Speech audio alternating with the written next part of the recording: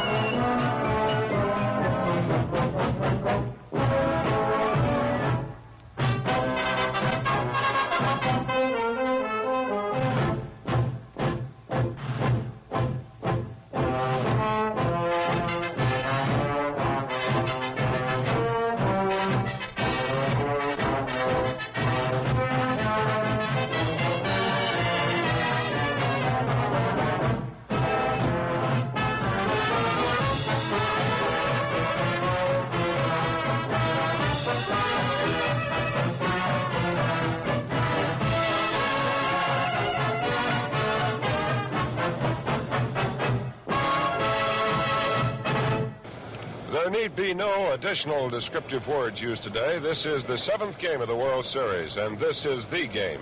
Both clubs have won 3, and today we find the winner taking the jewels, taking the title, and being the champion of all baseball as far as the American and National League is concerned. Another bright, brilliant fall afternoon here in Yankee Stadium with the temperature in the high 60s, the sun shining brightly, and on the sidelines, we have two left-handers, Johnny Podres working for the Brooklyn Dodgers, Tommy Byrne working for the New York Yankees. Podres will be making his second appearance in the World Series. He has one victory, and Tommy Byrne is working in his second game, and he has one victory. Byrne pitched in the second game of the series. He beat the Dodgers here in Yankee Stadium. Podres pitched over in Ebbets Field, and he beat the Yankees over there. So today, Johnny Podres tries to break the jinx that the Dodgers have not been able to win a game in Yankee Stadium. Now, here are the lineups for the Brooklyn Dodgers. Junior Gilliam will lead off and play in left field. Piri Reis will be at shortstop and bat second. Duke Snider, who had to leave yesterday's game in the third inning when he popped something in his knee, is going to give it a try. He's all taped up. He will bat third. He will play center field. Roy Campanella will catch and bat fourth. Carl Furillo will be in right field. Gil Hodges will be at first base, Don Hoak at third, Don Zimmer at second, and Johnny Podres will be the pitcher. The United States Marines have a color guard out in center field. And ladies and gentlemen, join with us now as we hear our national anthem. Our national anthem.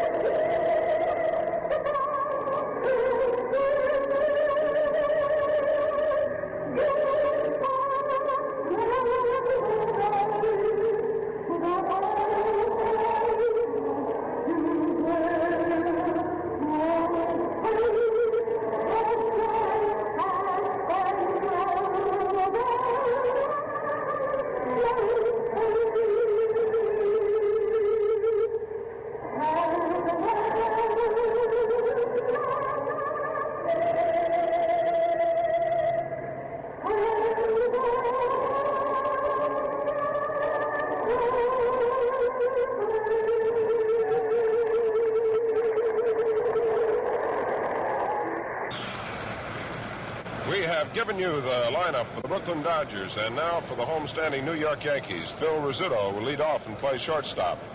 Billy Martin will play second base and bat second. Gil McDougall will bat third and, of course, play third base. Yogi Berra will bat fourth and catch. And Yogi Berra, by the way, is the only member of either lineup who has hit safely in all games.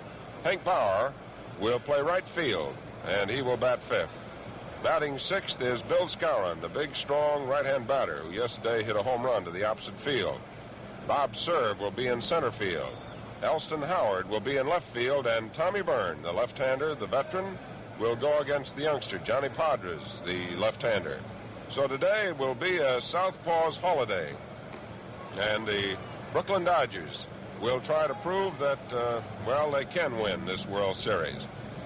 Padres now has concluded his warm-up tosses, and Tommy Byrne wants to get in a few more licks to make sure that that arm is just right.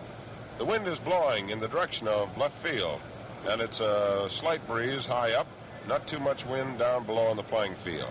The center field flag not flaring out too much, but the flags up on top of the roof where the wind can get to them are full out, which would signify that the velocity is about 10 miles per hour. The day is slightly hazy, although the sun is shining brightly, and there's a slight shade of gray cloud way off to the left, but over to the right, it's nice and clear. The umpires for today's game, the final game of the 1955 World Series. Jim Honochick will call the balls and strikes. Umpire Lee Balafant of the National League will be at third base. Bill Summers of the American League will be at second base. Frank Discoli of the National League will be at first base. Down the left field line is John Flaherty of the American League, and down the right field line is Augie Donatelli of the National League. The New York Yankees come busting out of their dugout, and the song Symbolic of Baseball, Take Me Out to the Ball Game, gives them a serenade as they trot to their positions. The Brooklyn Dodgers send out Junior Gilliam, and now ready to take us along in the first 4.5 innings of this, the big game in the World Series, is Al Helfer. Bob, awful sorry to see that you have such a heavy chest cold, fella. Hi, everybody. Yes, we're ready for the final game of the World Series, 1955. And for the past 24 hours, it has been said over and over across this great land of ours, this is it. But the phrase bears repeating. And it is it here at Yankee Stadium this afternoon. We'll know, ere a couple of hours, who the world champions are going to be. And before we get this one started with the Wake Forest Deacon going out to take the mound now for the New York Yankees, let's pause 10 seconds for station identification. This is Mutual, the radio network for all America.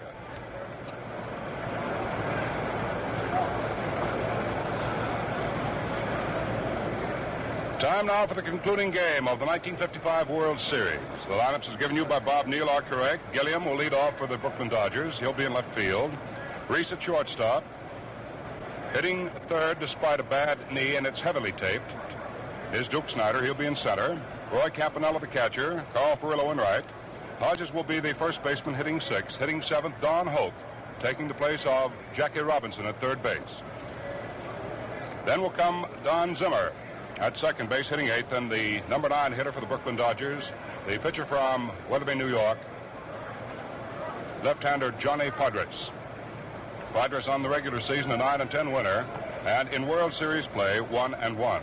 Facing Tommy Byrne, who has won 16 and lost 5 in the regular season, and he's 1-0 in the series this year. As far as these two men are concerned, in the 1955 World Series, Byrne has pitched 9 full innings. He's given up 2 runs, 5 hits. He's passed 5. He's struck out 6. He's pitched wild pitch no times.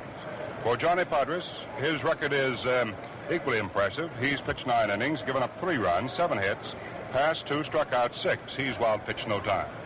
So we're expecting a humdinger of a ball game here this afternoon at the Yankee Stadium. As Bob told you, the wind blowing out toward left field. It's not much of a wind and will not help or hinder fly balls hit into that sector to any great degree. Bright, brilliant, sunshiny autumn day here in New York City, and many of the folks sitting out in the center field sector and in the left field bleachers are sitting out there without their coats in this warm sunshine. Back under the protective overhang of the stadium, of course, the folks have draped themselves in at least suit coats. Umpire Jim Honochick behind the plate here for the final game has called for the first batter, and Jim Gilliam, a switch hitter, steps up. Jim batting right-handed against left-hander Tommy Byrne. Gilliam has 6 base hits for 20 trips to the plate in the series, and he's batting at an even .300.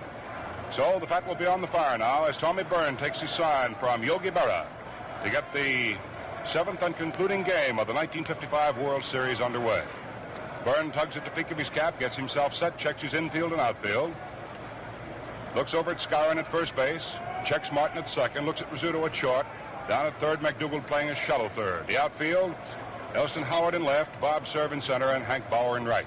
The battery for the Yankees, Tommy Byrne on the mound. Behind the plate is Yogi Berra. Now we're ready to go. Byrne pumps once, delivers a fastball. It's in there for a strike. So the history books have the pages laid open. The record books are ready to receive whatever's to be written in them within the next 3 hours. The umpire at first base is Descoli, and second is Bill Summers. Down at third is Lee Ballanfan. Along the left field line, it's Red Flaherty. Down the right field line, Augie Donatelli. The pitch, a curveball, slammed back over the mound. Rizzuto coming in fast and short, picks up, throws to first base in time, and Gilliam is out. High chopper hit back in the mound. Rizzuto handled it very neatly. That'll bring on Reis. The Dodger captain and shortstop has 7 base hits for 23 attempts in the World Series this year and batting at .304. 1 out, the bases empty, top of the first inning, no score. Just getting underway here at the Yankee Stadium. Tommy Byrne with his assortment of slow stuff and a clever slider. Veteran gets ready, delivers to Reis. There's that slider over for a strike.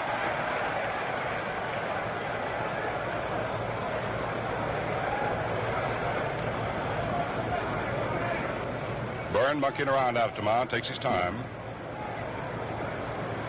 Yogi Berra stays down in the crouch, pumping a sign. The outfield for Reis plays him slightly shaded around to right. They figure he might poke into right field, and he usually does. He'll reach for that outside pitch. The 0-1 delivery to him.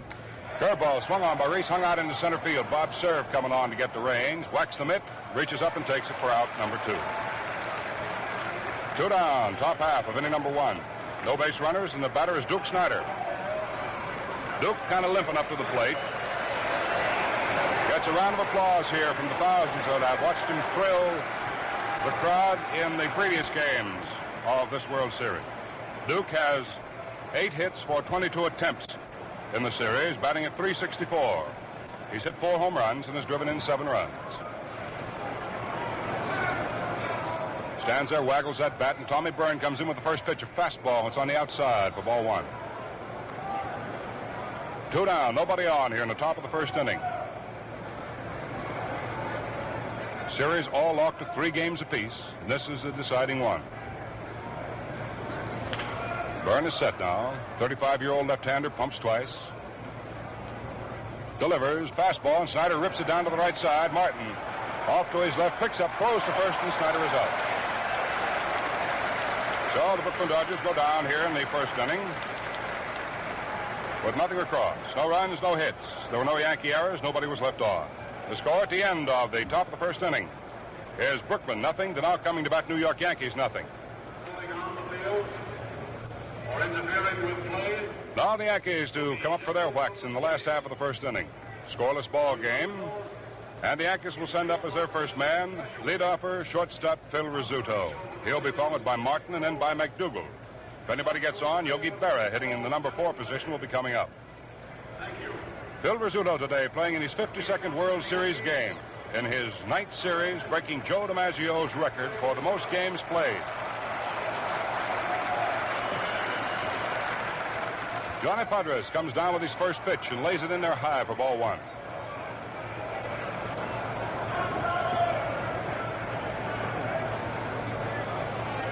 Rizzuto has 3 for 12 in the series, batting at .250. Swings on this pitch, soft curveball. It's popped up right off to the right of the plate in foul territory. Campanella skipping over a bat, makes the catch, and we have the first out in the last half of inning number 1. The batter is Billy Martin.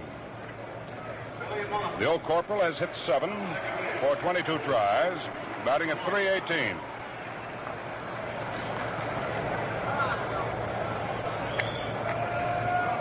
Right-hand hitter stands about 3/4 deep with a straightaway stance, lays the bat back on his right shoulder. Takes a curveball, it's high up for the face. 1 ball, no strikes. Billy Martin, when he takes his batting stance, reminds me somewhat of the batting stance that was taken at one time by Hank Greenberg, great star with Detroit. The 1-0 delivery swung on by Martin and missed. 1 ball, 1 strike. Padres fed that close to the vest. Martin tried to pull away from it and hit it. Outfield just about straight away. They're not playing too deep for Martin. Soft curve, swung on, hit down the left field line. Gilliam coming over near the stands in the corner, makes the catch, and Martin is out. 2 down, last half of the first inning. The batter now will be third baseman Gil McDougall. Gil has only 4 base hits in the series in 23 attempts. He's batting at 174.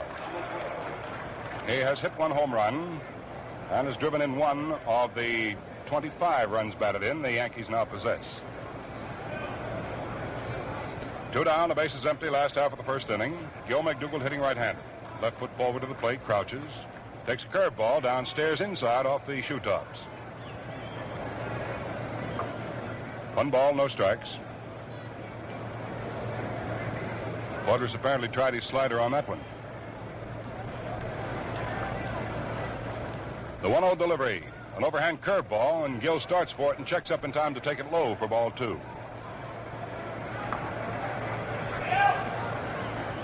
We're expecting to see some fancy pitching here this afternoon with these 2 left-handers going. Padres working now. It's 2-0 count. Delivers and fires it across for a strike. An overhand fastball. Johnny delivers the biggest end of his pitches from the overhand position. He'll come in 3/4 overhand with some of them, particularly when he throws his slider. 2-1 delivery by Johnny Podres. Let up curveball, and overhand delivery is low, and the count now is 3-1 on Gil McDougall. 2 down, last half of the first, no base runners, and no score between the Yankees and the Dodgers in the 7th and concluding game of the 55 series. All the action coming to you from the Yankee Stadium this afternoon. Padres delivers an overhand fastball, swung on a miss, for strike 2. Now a full count to Gil McDougall, 3 balls and 2 strikes. Duet Safety Razor Company of Boston, very happy to be able to send you the action from the Yankee Stadium this afternoon and all the action throughout the 1955 World Series. Padres ready. Here's his 3-2 delivery. Slow curve for called strike 3. So McDougall is out of there. And that's all for the Yankees in the last half of the first inning as Johnny Podres hangs up his first strikeout today and his 7th in this World Series. It's a piggyback, Jack, piggyback. You'll get Papermate built-in spare refill. Old Papermate has a new pen There's none to compare. with the Piggyback, refill you've always a spare. with 2 points. 2 ink supply. If you're student, policeman, or clerk, you can be sure with a Papermate. You'll always finish your work. No more aggravation.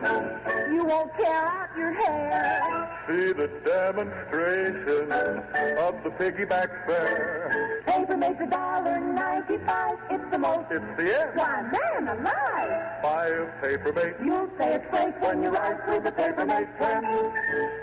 It's a piggyback, Jack, piggyback. You'll get Papermate's built-in spare refill. Well, it's right into the top half of the second inning now. The first man up for the Brooklyn Dodgers will be Roy Campanella, batting at .250 in the series. Roy has 6 hits for 24 tries, and if you recall, he went 0 for 8. First 8 times up, couldn't get a piece of the ball hardly. But then he broke out of it with a home run at Ebbets Field.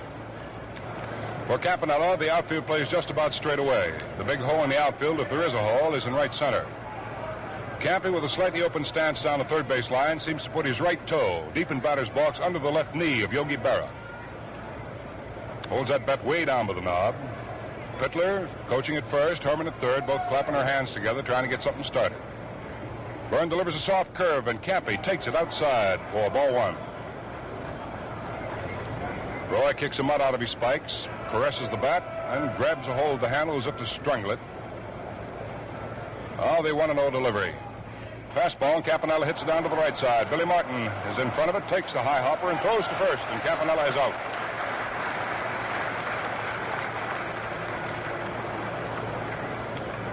One away in the top of the second inning. The batter is Carl Furillo. Carl Furillo in this series owns one home run here at the Yankee Stadium. He hit it in the first ball game when he went 3 for 4, got a home run and 2 singles. Of the 24 times Carl has been at bat, he has 8 base hits. His percentage stands at .333. 3 runs batted in the series. Right-hand batter hugs up pretty tight against the plate with a straightaway stance. Tommy Byrne, who throws all that soft, easy stuff at you, comes in with one, and Carl Furillo's after, lifts it out to left field. Going off to his left and back is Elston Howard, and makes a nice catch going away.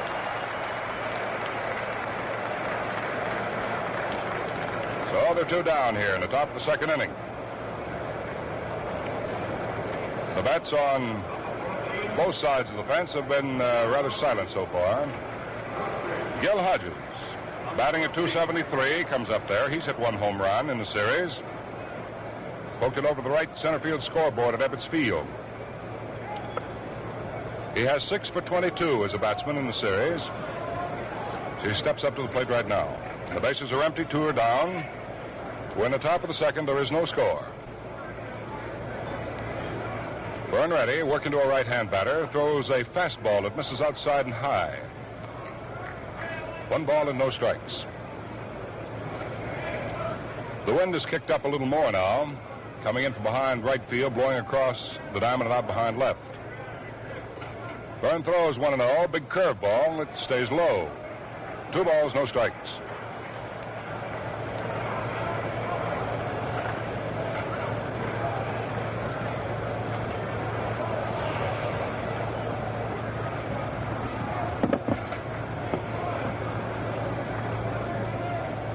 Has signed for the pitch, and Byrne's about to throw it. It's 2-0 affair, and it's a curveball that stays outside, missing by a shade for ball 3. 3-0 on Hodges. Bases empty, 2 down, top of the second.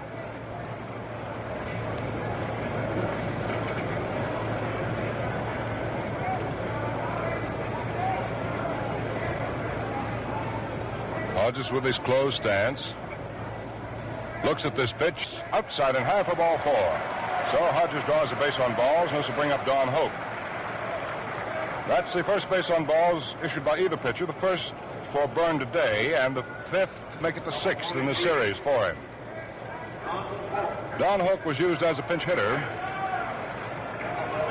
So let me check back and make absolutely certain about his having been used as a pinch hitter. I do know he came in to run.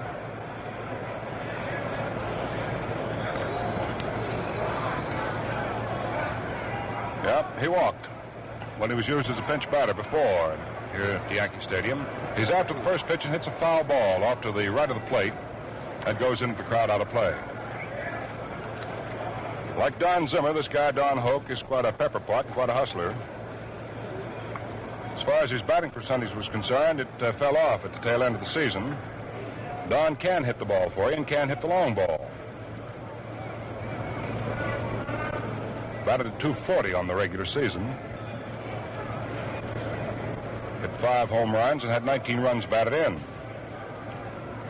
Pretty good base runner. He had 9 steals. Gil Hodges at first, 2 down, top of the second inning, no score. Tommy Byrne for the first time pitching with a man on the bases. That doesn't seem to bother the Deacon too much. He delivers, and Hoak takes a curve in there for a strike. 0-2. The count on third baseman Don Hoak, taking the place of Jackie Robinson this afternoon. Jackie has come up with a bad Achilles tendon in his heel. Shouldn't have played yesterday, but he wanted to play, and manager Alston needed him. So he went ahead, and the result is he cannot play today. He may be used as a pinch hitter. Next pitch is swung on. There's a bounding ball hit solid to the right side. Martin over to pick up, throws to first, and Hoak is out. So Martin gobbled that one up very well. Here in the second inning, slight threat of the Dodgers goes for the boards. The threat that was set up by the walk to Hodges. No runs, no hits. No errors, 1 man was left on. So the score at the end of 1.5 innings of play remains. The Brooklyn Dodgers nothing, and the homestanding New York Yankees have nothing. Look sharp and feel sharp. Be sharp and listen, mister. How are you fixed for play? Do you have play? How are you fixed for play? You better check. Please make sure you have enough. Cause a worn out play makes you shaving mighty tough. How are you fixed for play? Better look. Gillette Blue Blade, In the last half of the second inning, the first batsman up for the Yankees will be their number 4 hitter in the order, Yogi Berra, hitting at .450. Podres tries a fastball on him and whistles it in there for a strike. Berra has 9 base hits for 20 at-bats and has hit 1 home run. Left-hand batter standing deep. Podres tries the curve on him and swung on, hit out to center field. Duke Snider limping over under it and makes the catch. Berra lines out to Duke Snider in center.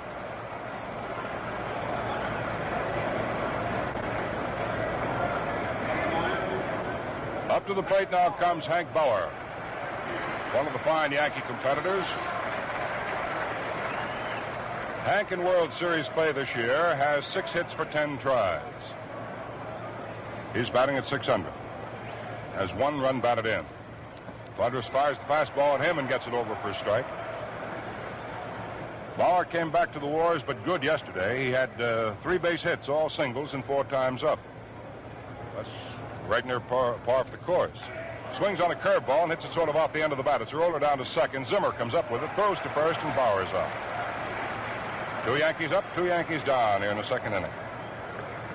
Big Moose Skowron in the first inning off Spooner yesterday hit a 3-run home run. What's he coming up to the plate now? Batting at .375 in the series. 3 hits for 8 times up, including that home run.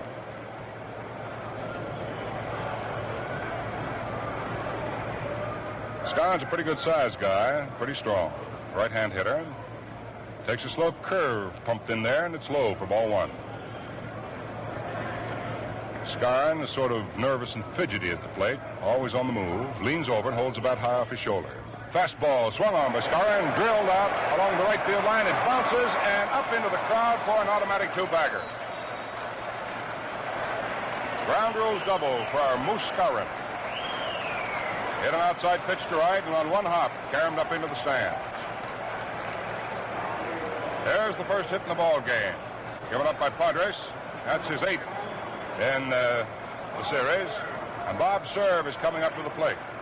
2 down. Skowron is on at second, and Serve up there batting at .167.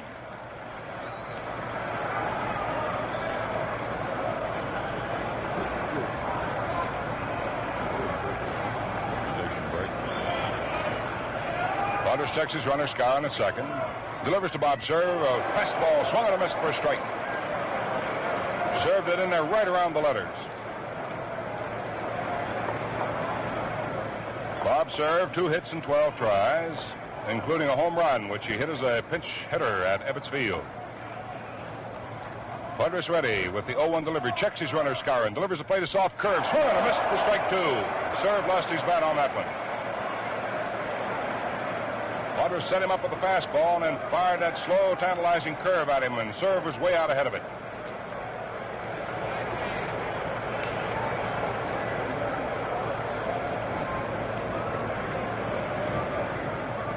Padres meeting with Roy Campanella.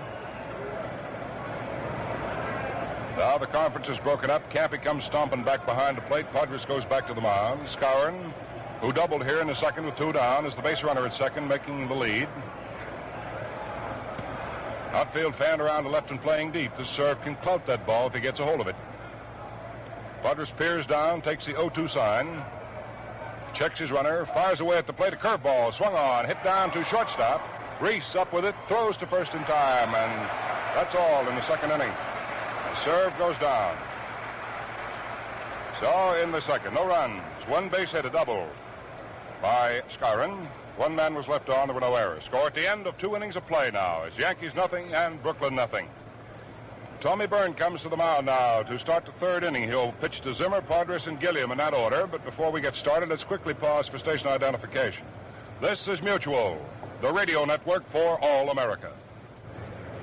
Number 43, Don Zimmer. Second baseman Don Zimmer coming up to the plate for his first at-bat of the afternoon, hitting number 8 in the Brooklyn order. He's had 2 base hits and 7 tries in the series, has driven in 2 runs, and he's batting at .286. Little right-hand hitter who holds a heavy bat way down by the end. He'll be followed by Johnny Podres, the pitcher, and then we'll go to the top of the batting order for Jim Gilliam. A scoreless duel here. We've had only 1 base hit in the entire game. The Yankees picked it up on Moose Scarron's double in the second. So Tommy Byrne gets ready now to begin inning number 3.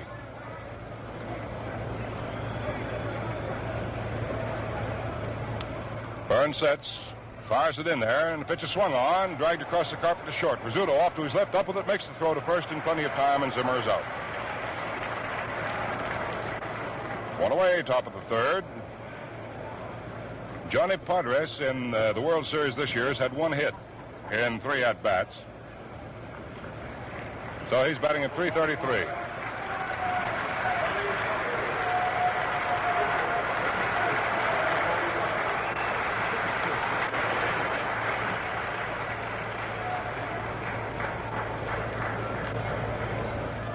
Johnny Podres getting the round of applause he richly deserves.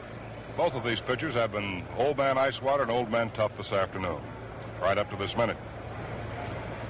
Podres standing in, about as deep in batter's box as law will allow. Bends over. Byrne throws him the slider and gets it in there for a strike. No balls, 1 strike. 1 out, nobody on, top of the third, no score. Byrne pumps, delivers, fastball, swung on and missed for strike 2.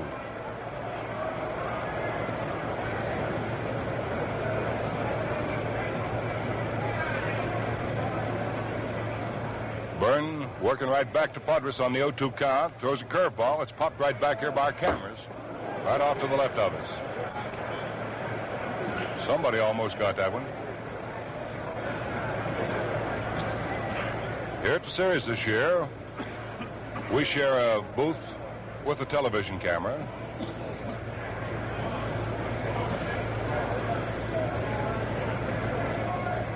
We've been talking to it right along, but the thing never answers us back.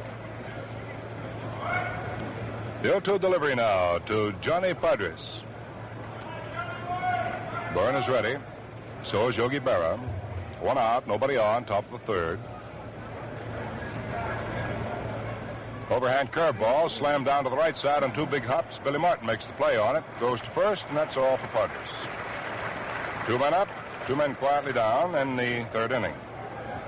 Jim Gilliam rolled out to shortstop to begin things for the Dodgers in the 1st inning, so he's making his 2nd appearance. 6 for 21 in the series. Against the left-hand offerings of Tommy Byrne, of course, Gilliam is batting right-handed. Old Casey Stengel down there, pacing back and forth in the Yankees dugout.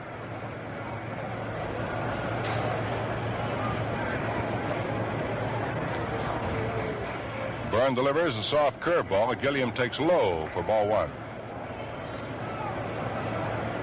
Some of the pictures that have been taken and printed of Casey Stengel's meanderings in the dugout have been something. Fastball, stride on Gilliam, and it's shoulder high outside for ball 2. You ought to hear old Case lecture to his boys, too. Oh, me.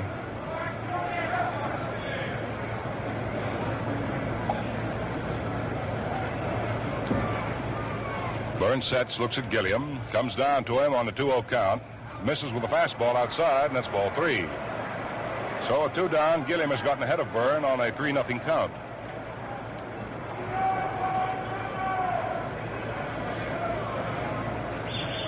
No score in this one so far. Byrne delivers 3-0. His pitch is low outside for ball 4. That's the 2nd walk given up for the Deacon.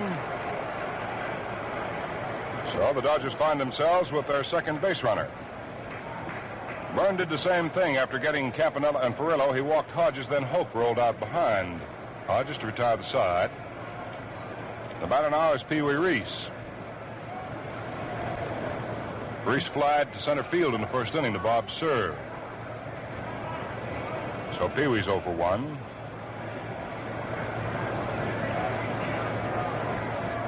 Byrne back to visit the rosin bag. Comes up to the mound now. Looks over at Gilliam, who's a pretty good base runner.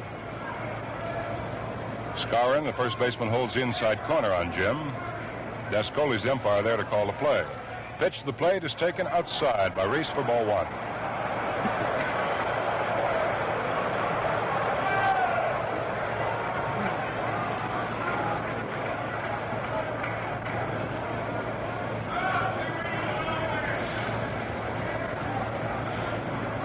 Byrne to the top of the stretch again with a check of the runner. And a pitch to the plate to Reis, and he lays it in there for a called first strike.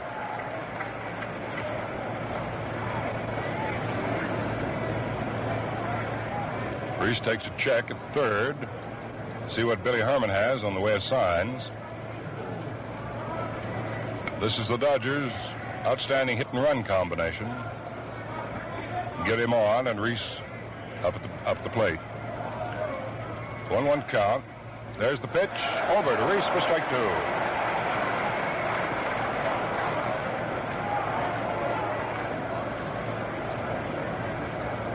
Byrne came along with a medium-speed curveball. Reis didn't even offer to pull the trigger. Gilliam leads off at first now with hands on hips. Now he leans over, puts his hands on his knees. The pitch to Reis is swung on, hit foul off to the right of the plate to the crowd out of play, and the count holds at 1-2. No score in the ball game. We're in the top of the third inning. 2 down for the Dodgers. They have a base runner in Gilliam at first base. The Yankees have had only one base runner. That's when Skowron doubled with 2 out the last half of last inning. He remained at second when Serve rolled out behind him from short first. So both of these pitchers are letting out just a little bit more this afternoon. Byrne is set now with Beresmith as a target. The 1-2 delivery to Pee-wee Reis. Fastball swung on, hit out into center field. Bob Serve off to his right, takes the line drive to retire the side. So a Dodger threat again goes for the boards. No runs with no base hits. No errors, 1 man was left on. Score at the end of 2.5 innings. Yankees nothing and Brooklyn nothing. You know, you have to really take your cap off to Duke Snider for his great play in the series. He's made some fantastic catches, and his big bat has spoken eloquently. You know, Duke shares the record for the most home runs in the series, 4 of them with Babe Ruth and Lou Gehrig. But he's the only man to do it twice, according to the Vest Pocket edition of the official Encyclopedia of Baseball. Now, this book contains a world of interesting baseball facts. It digests the big, comprehensive $5.95 volume, The Accepted Authority, and it's yours free with the Gillette Super Speed Razor at the regular price. Now, get a load of what this book contains. Major League roster with the records, nicknames, birth dates of active players, pitching and hitting records, Hall of Fame members, World Series summaries, All-Star game results, diagrams and seating arrangements of all Major League parks, record of every World Series player, and much, much more. For your free copy, buy the Gillette Super Speed Razor with Gillette Blue Blade dispenser and travel case at the regular price, $1. The book is attached and costs you nothing extra. Now the last half of inning number 3 here. Elston Howard making his first appearance at the plate today, batting at 182. He's had 4 for 22 in the series, including a home run. He's after the first pitch and hits it back to the screen foul for strike 1. A scoreless duel between Padres and Tommy Byrne. We've had only 1 hit in the ball game, and the Yankees own that one. An overhand pitch is swung on, lifted out into short center field. Coming on for it is Duke Snider, and he's got the range and has the ball. Howard is out. 1 Yankee away in the 3rd. Tommy Byrne hit one on the snoot in the ball game he pitched. That was the 2nd game of the series here at the Yankee Stadium. He drove in 2 runs with a single, and that's the 1 hit he has in 4 attempts.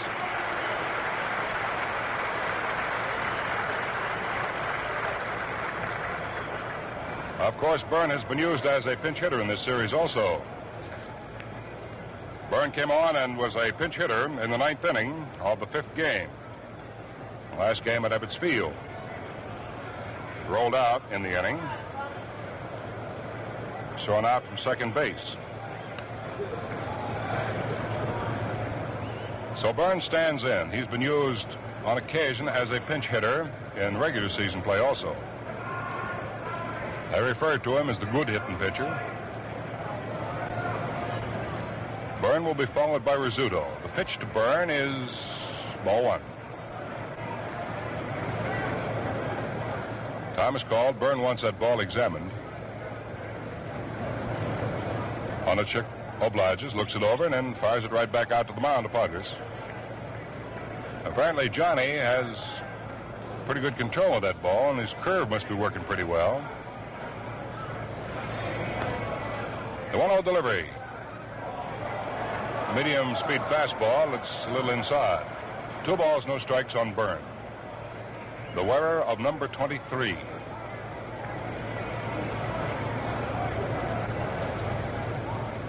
Two-0 delivery. Fastball high. Ball 3.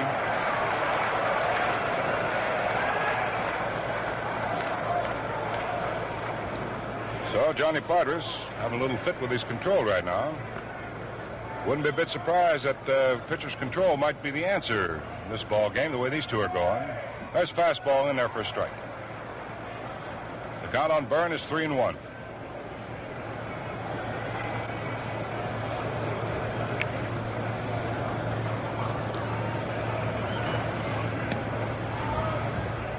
Three-1 delivery on Tommy Byrne. An overhand fastball fired through at the waist for a strike. The count is 3-2 on the Yankee pitcher.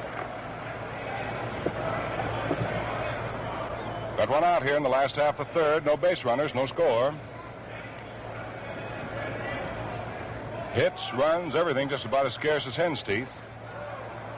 Slow curve is hit by Byrne down the left field line foul. That moves back to the crowd, and the count holds at 3-2 on Tommy.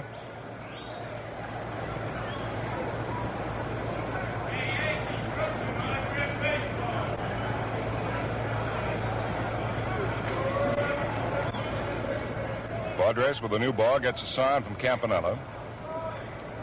Byrne standing away from the plate with a slightly open stance now down the first base line. 3-2 pitch. Called strike 3. Drilled right through the middle at the knees.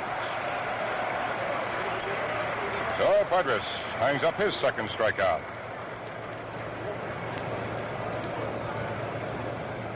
Byrne has yet to get a man via the strikeout route. The top of the Yankee batting order, starting their second go-round, Phil Rizzuto. Phil hit a soft curve and popped it up to the right of the plate to Campanella back in the 1st inning. Podres works the fastball on the scooter, and it's low for ball 1.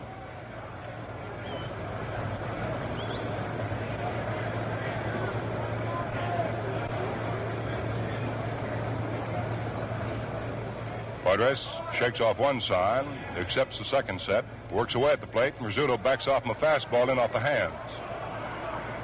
Little fella has a count of 2 balls, no strikes.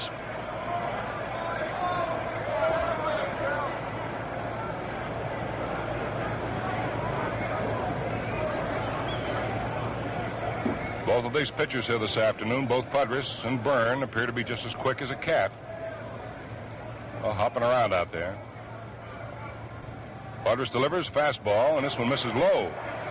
Well, the count on Rizzuto is 3-0, just the same as it was on Byrne.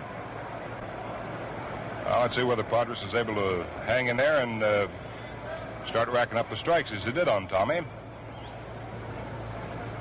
2 down. Nobody on last half of the 3rd inning. No score. Podres' overhand fastball is low under the knees. That's ball 4. So Rizzuto gets the first base on balls off Podres. Comes the base runner, and Billy Martin moves on. Martin hit a ball well in the 1st inning, hit it into the corner in left field, but Jim Gilliam, pretty fleet of foot out there, was able to come over and make the catch right in the corner. So Martin is 0 for 1 in play today.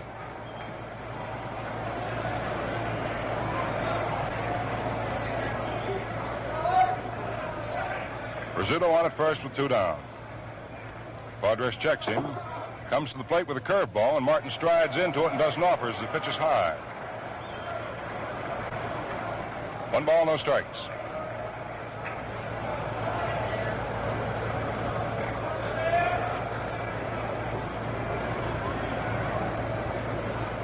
Rizzuto strides away from first. Padres pitches a slow curve to Martin, and this one's in the dirt. 2 balls and no strikes. Yes, sir, I'm afraid we're sitting on a powder keg here this afternoon. The fuse has already been lighted. Now, I think it's just a matter of how long it goes until it blows up. Reis has come in and had his little confab with pitcher Podres. He trots back now to his position.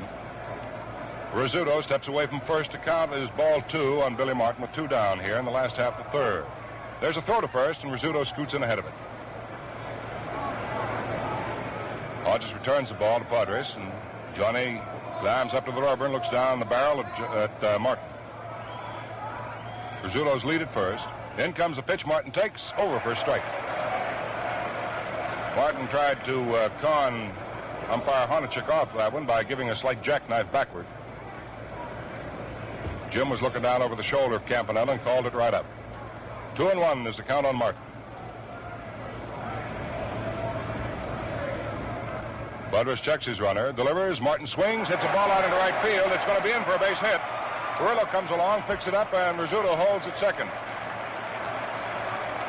Hit number 2 up, Padres. Martin slapping one, a little looper out into right field.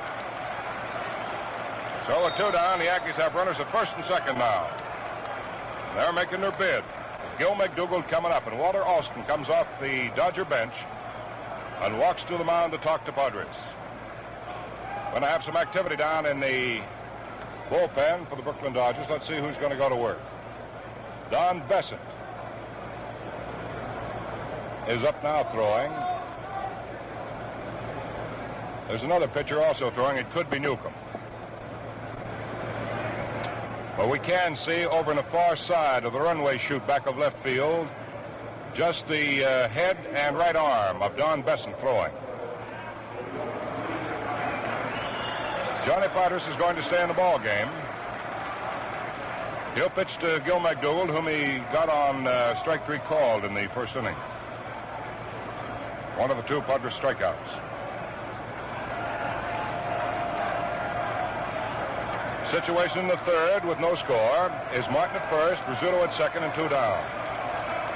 Padres ready to work to Gil McDougald. Delivers, big soft curve, and this one is low. Ball 1.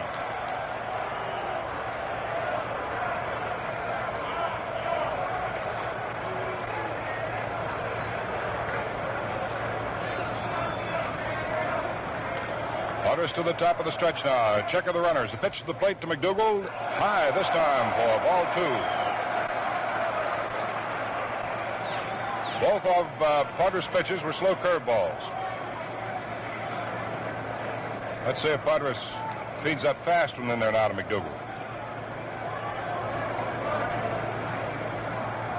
Campanella's down to call for that pitch, and Padres nods. He's ready to go to work with Campanella. Then McDougald steps away for the moment and calls for time. Rizzuto at second, ready to travel. Billy Martin ready to move off at first. 2 down. Last half of the third, no score. Podres is ready. Looks down and delivers. McDougald takes one, fired through for a strike.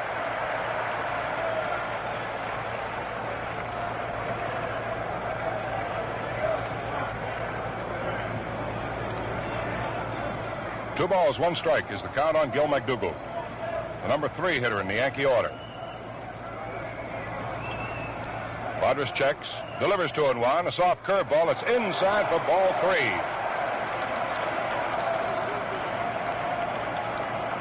Three balls, 1 strike.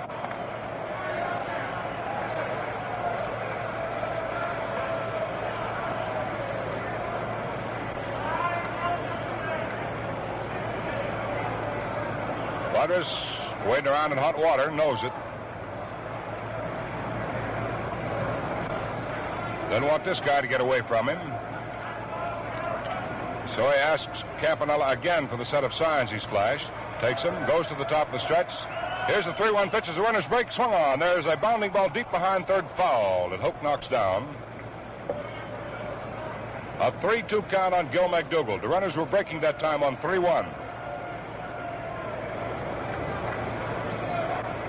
So old Case is playing this one down to the hill, isn't he?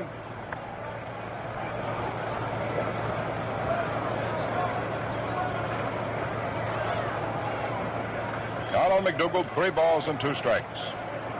2 on, 2 down, last of the third, no score. The Yankees own the only 2 base hits in the ball game. Johnny Podres, a great big heave and a sigh out on the mound. Goes to the top of the stretch. Checks his runners, particularly Rizzuto at second. The pitch is made as the runners break. Hit down to Hook at third. And the ball hits the runner. Hits the runner, Phil Rizzuto. So that is going to be the third out in the inning. McDougall will be given credit for a single.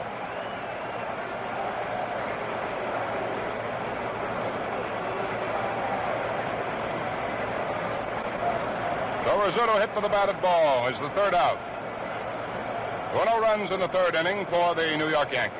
They did come up with a pair of base hits, and there were 2 men left on. There were no errors. The score at the end of 3. Brooklyn nothing. The Yankees have nothing.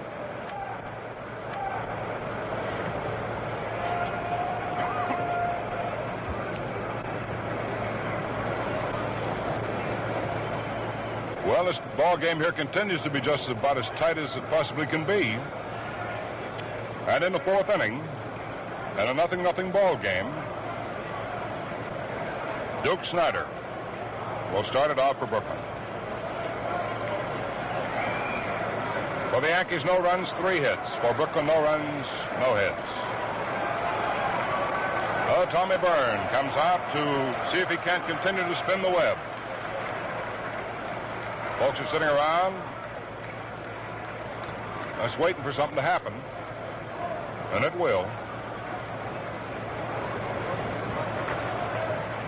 Byrne is ready. Duke Snider up there. He's 0 for 1. Swings on this first pitch, and it's a high foul ball off the first base line. Scouring over to the crowd, cannot get it. It's back about 3 rows.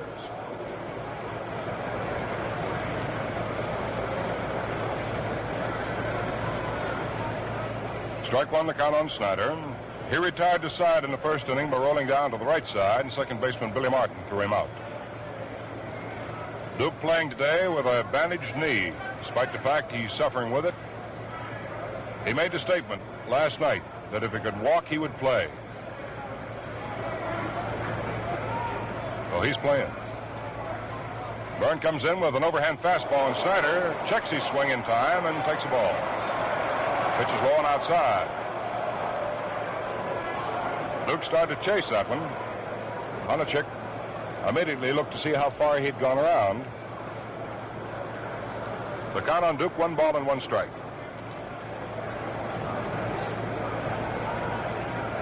Byrne relieving the pressure with a great big sigh. Starts his motion.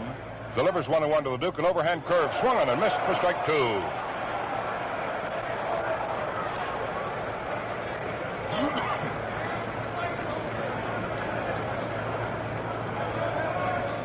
Snider will be followed by Campanella and then by Carl Furillo.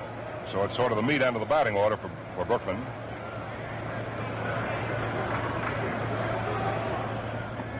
Pitch swung on again and missed. Strike 3. Well, Snider was up there really waving the willow. That'll be the first strikeout for Byrne in the game. That'll give him a total of 7 in this series. And Roy Campanella comes up there. Here's a fellow that pretty much knows what he wants and how to go about getting it. Cappy's got a lot of interest, and he can get what he wants all right. It's natural that he shaves with the up-to-the-minute Gillette Super Speed razor. Takes a curve, it's outside. Sir, Cappy knows one thing, that's shaving luxury.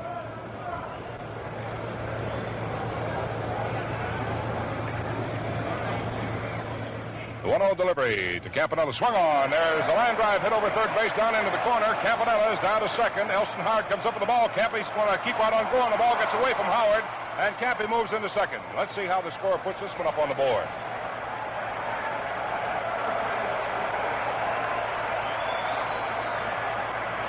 Roy Campanella being given a double into the left field corner. There's the first Brooklyn hit.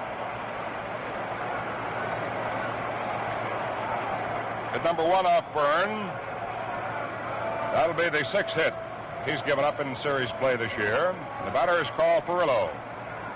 So with 1 out, Campanella is in scoring position at second. And Carl Furillo, who sent a fly ball to left field to Elston Howard, his first time up, that was in the second. Carl Furillo coming up. At game time, he was hitting in the series at .333.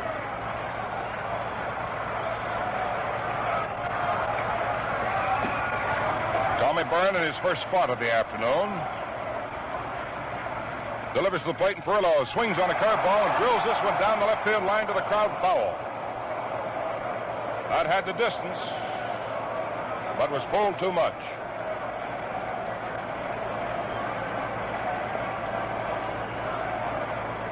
That sort of electrified everybody here at the Yankee Stadium. Oh, this will be a battle this afternoon, and regardless of which side of the fence you happen to be on, you'll be able to see good plays, good strategy on both sides of the fence. And you'll see determination,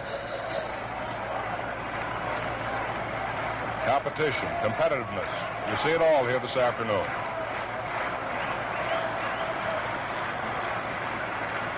Tommy Byrne wants a new ball to work with now as he faces Carl Furillo on the 0-1 count.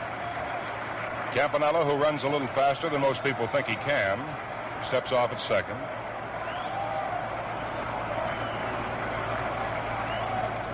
Tommy Byrne back to visit the Rosenbag before pitching to Carl Furillo. Carl has 3 runs batted in the series. Leans over the plate, sticks that chin of his out. Byrne delivers to him a fastball that's high and outside. 1 ball and 1 strike.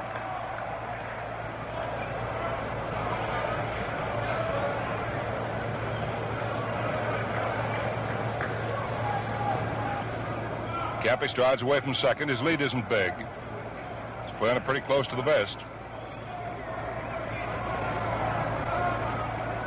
Byrne checks him, then delivers the plate, and Furillo takes under the knees. Ball 2. 2 balls, 1 strike. 1 out, 1 on, no score.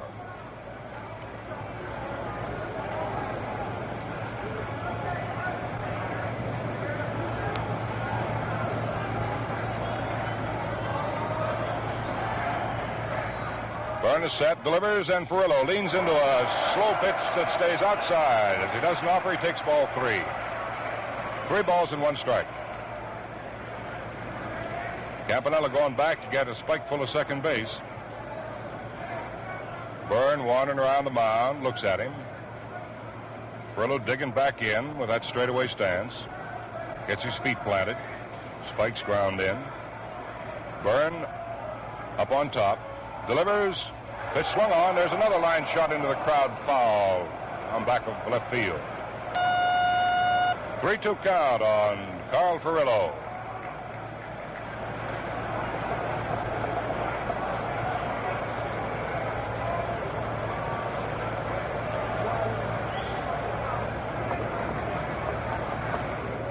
Tommy Byrne massaging up a new ball. Carl Furillo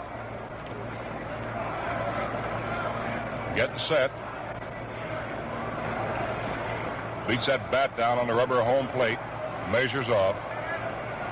Campanella takes his lead at second. Byrne is ready. The 3-2 pitch to Furillo. Fastball swung on. Dribbled up toward shortstop. Furillo's going to have to hurry. He comes up with the ball, makes his play at first. They have Furillo, and going over to third base is Roy Campanella. And before Hodges comes up there, let's quickly pause for station identification. This is Mutual, the radio network for all America.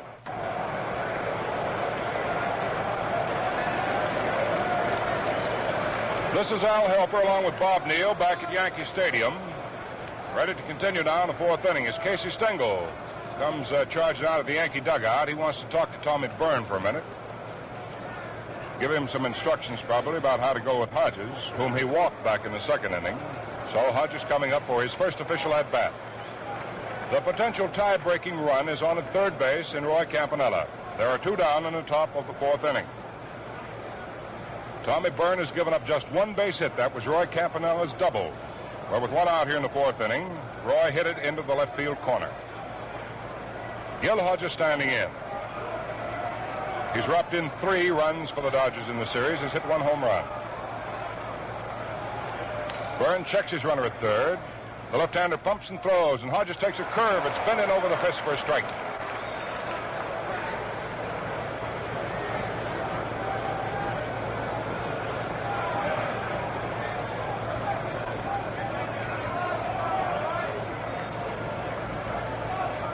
Byrne is ready. Comes down 0-1 to the plate with a soft curve in for called strike 2, right across at the waist. Hodges just turns and walks away. No balls, 2 strikes. The count on first baseman Gil Hodges. Roy Campanella down at third. Gil McDougall is back to his fielding depth. He's not holding Campy on. They're playing for the out. The 0-2 delivery. Byrne throws. It's taken just high for ball 1. 1 ball, 2 strikes.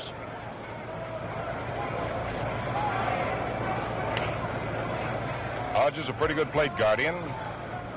Byrne, who has found control. Ready to pitch 1 and 2. Delivers. Pitch is swung on. There's a high fly ball hit foul off the third base line. That'll go back into the second tier, out of play. Count holds on Hodges at a ball and 2 strikes. Gil McDougall coming back to his fielding depth behind third. He's just about 3 steps off the line. Rizzuto deep in the hole at shortstop. Outfield fan around the left and playing deep for Hodges. The big hole in the outfield is in right center. And occasionally Hodges hits in that direction.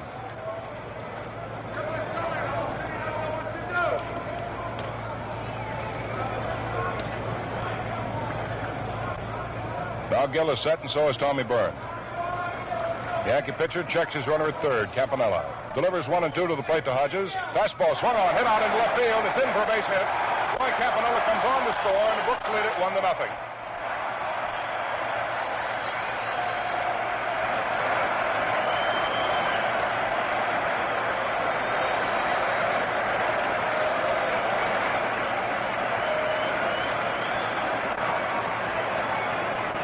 Gil Hodges gets his 4th RBI of the series and gets a second hit here this afternoon off Byrne, the hit which cost Tommy a run. The batter coming up is Don Hoak with 2 down. Hodges at first. Hoak retired to side in the second by hitting a bounding ball to Billy Martin at second and being thrown out. Hoak digging in. He's a belligerent type of ball player, this Hoak. Takes a curveball. It stays up above the letters. That's ball 1.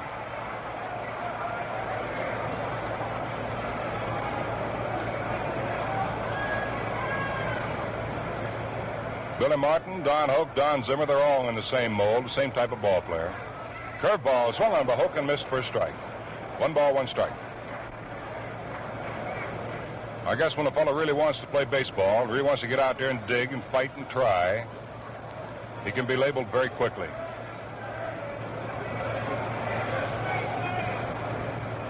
This Martin on the right side of that Yankee infield has really been something, hasn't he? Now the 1-1 delivery by Tommy Byrne. In it comes to Hoak. Curveball swung on and hit down to third. Up with it is Gil McDougall, throws unerringly to first, and the inning is over. So that's all here in the 4th inning for Brooklyn. However, they break the barrier. 1 run. There were 2 base hits in the inning. There were no Yankee errors. And 1 Dodger left on to strand 3 down, going to bat 4 times. Score at the end of 3.5 innings of play. Brooklyn 1, the New York Yankees 0. Ladies and gentlemen, Gillette presents the sharpest edges ever honed. To look sharp every time you shave, to feel sharp and be on the ball, just be sharp. Use Gillette smooth blade for the quickest shave the ball. Gillette blue blades are made to fit your razor to a T. Their double edges last and last for real economy. To look sharp every time you shave, to feel sharp and be on the ball, just be sharp. Use Gillette smooth blade for the quickest shave the ball.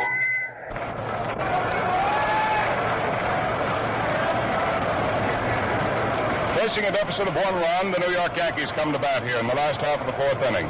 They'll send up Yogi Berra, Hank Bauer, and Moose Skowron. Johnny Podres, who has given up 3 base hits to the Yankees so far, is ready to face Yogi, whom he got in the 2nd inning on a line drive to center field to Duke Snider. Podres delivers, and Berra, hitting left-handed, takes a fastball drilled under the knees for ball 1. The right side of the infield pulled to the line and deep. The outfield way around to right and very deep. The big hole in the outfield's down the left field line for Berra. Fastball, and Yogi after it hits a high pop-up out into center field. Coming over for Jim Gilliam. Duke Snider's there, and it won't allow the ball to drop. Yogi Berra winding up at second.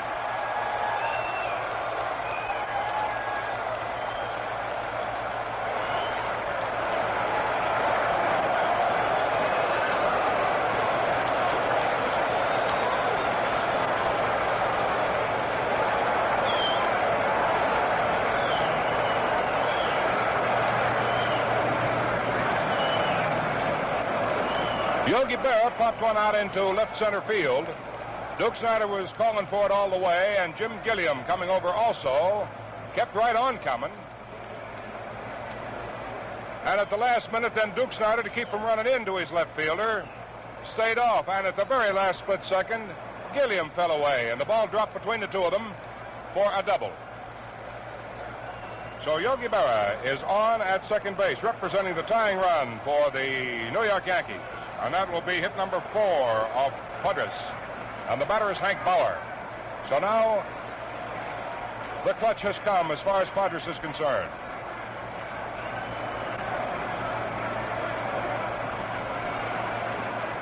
Hank Bauer standing in. He's grounded out to Don Zimmer.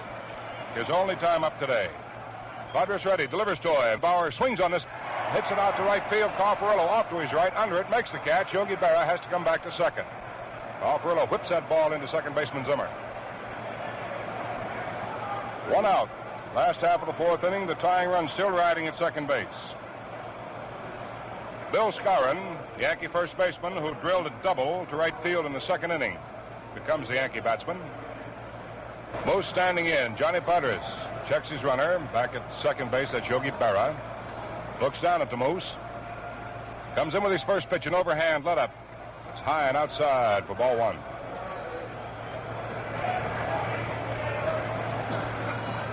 Podres ready. The 1-0 delivery. Soft curve swung on by Skowron and missed. That's strike 1. Moose started to go for that pitch long before it got to him, and he tried to slow up, but by that time it was too late. 1 ball, 1 strike. To count on Skowron. Yogi Berra stepping off at second. He's representing the tying run this 1-0 ball game. Podres checks him, throws to the plate. Big right-hand hitter swings on the pitch and hits it down to the right side. Up with it is Zimmer. His only play will be to first base. They get Skowron, and moving over to third is Yogi Berra. So here's the same situation. Popped up for the Dodgers in the 4th inning. They had Campanella at third base with 2 men down, and Hodges got him home with a single. Now let's see what Bob Serve is able to do for the Yankees.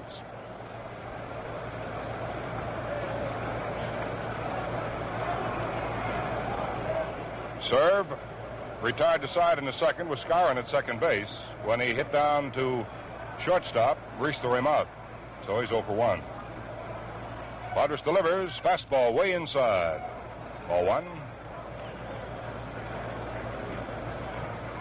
Bala hugging pretty tight there to third base. Don Hoak playing just about 2 steps behind the bag and about a step and a half off the line. Now he comes over about 3 steps off the line. Podres delivers, serve takes high. 2 balls, no strikes.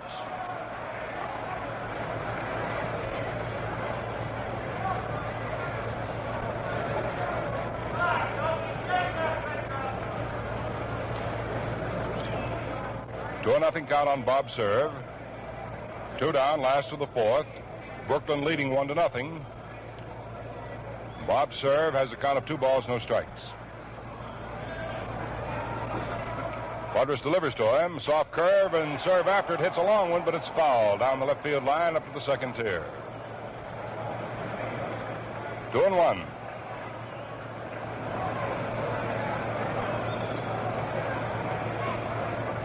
Padres grinding a new ball around the palms of his hands. Comes up to the top of the rubber now. Looks at Yogi Berra at third. Delivers 2-1 to the plate to serve. He swings on it and pops it up. Out into left center field it goes, and Reis is after this one. Everyone stand away from the Pee-wee, and he's got it. So Padres gets out of the inning. No runs. 1 base hit. There were no errors. 1 man was left on. The Yankees have now stranded 4 and going to bat 4 times. The score at the end of 4 full innings of play. Brooklyn 1, and the Yankees have nothing. Tommy Byrne now 1 run behind, faces the Brooklyn Dodgers in the top of the 5th inning. We'll have Zimmer up there, followed by Johnny Podres, and then the top of the batting order and Jim Gilliam. Going into the 5th inning, the 4 inning totals read: Brooklyn 1 run, 2 hits, no errors. The Yankees no runs, 4 hits, and no errors. Don Zimmer came up in the 3rd inning as the leadoff man and grounded out to shortstop. So he's 0 for 1.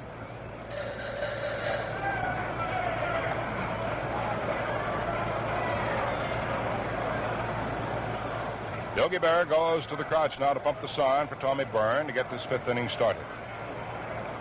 Zimmer standing in, forward at the plate, closed stance. Byrne delivers him, curveball, it's over. A strike 1. At the beginning of the season, little Zimmer was going after those curveballs quite a lot, but he's been laying off them. Byrne tries another slow curve, and Zim goes after this one, doesn't get it. That's strike 2.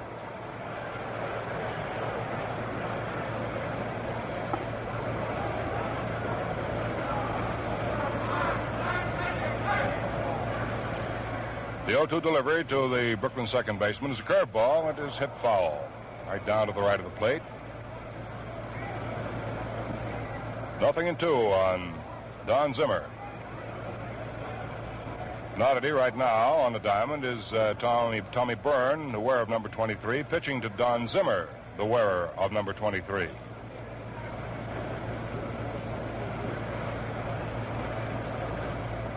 They right now don't feel as though they have anything akin at all. The 0-2 delivery from Tommy Byrne to Don Zimmer will be coming right up. Tommy starts his pumping motion. The left-hander throws. Another curveball. This one's outside. 1 ball, 2 strikes.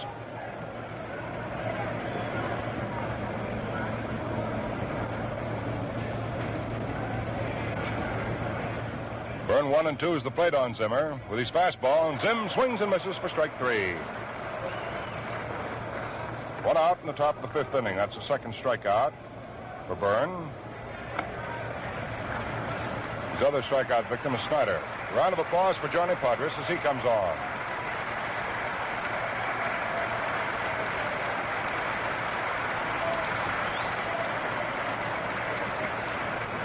Podres committed the second out in the 3rd inning for Brooklyn when he rolled to the right side, and Martin took his bounding ball and tossed him out. Left-hand hitter standing in. 1 out, nobody on, top of the 5th. Brooks 1, the Yankees nothing. Fastball swung on by Podres and popped up right down the 3rd baseline, midway between home and 3rd in foul territory, and McDougald handles it without any trouble whatsoever, so that's the second out. Jim Gilliam rolled to short in the 1st inning for the first out, and then came up in the 3rd and walked, so he's 0 for 1. 2 down, the base is empty, top of the 5th, and Gilliam the batter, hitting right-handed. 1-0 the score in favor of Brooklyn. Tommy Byrne bends the first pitch into Gilliam. It's taken outside for ball 1.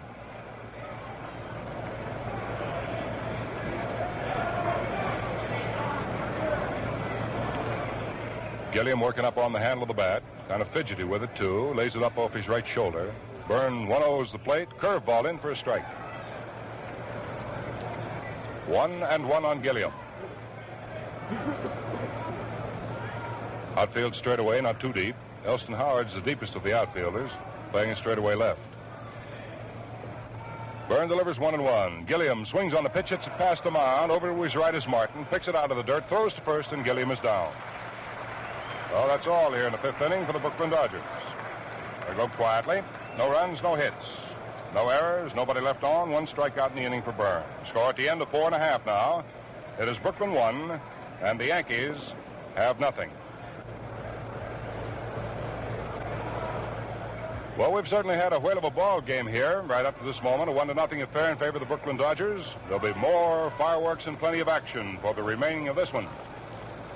Very happy to be able to turn the microphone over to our good sidekick, Bob Neal, who will be coming on. And, Bob, sorry that you had that cold and feel badly today, but I'm sure the action will warm you up, buddy. So, come on, we'll all listen. Thank you, Al. And we're certainly going to be watching every pitch now as Elston Howard steps in. Podres, the left-hander, delivers. There's a drive deep in the left field. Going back for his Junior Gilliam. Still going back. He reaches up. He's got it. And Elston Howard really started to warm things up quickly as he drives deep to Junior Gilliam in front of the wall out in left field. Well, that shook up a few folks, including Johnny Podres, who heaves a couple of big sighs out there to make sure he's still breathing. Because Elston Howard made a bid to tie up this ball game, and the Dodgers are leading 1-0. The Yankees have 4 hits, 3 of which were legitimate. 1 was slightly tainted when Duke Snider and Junior Gilliam played Alphonse and Gaston in center field, and the ball dropped behind him. Snider moving in, waving for it. Gilliam trying to help out, knowing that the center fielder for the Dodgers had a bad knee and apparently didn't hear Snider call. And then Duke, feeling Gilliam coming on, backed off and the ball dropped. But no harm was done as Padres was able to get rid of Bauer, Skowron, and Serve. And here's Tommy Byrne, who struck out his last time up. Tommy's a good woodsman, bats from the left side. The Yankees have Byrne up there now with Rizzuto on deck, and the pitch is a curveball. Outside corner, strike 1.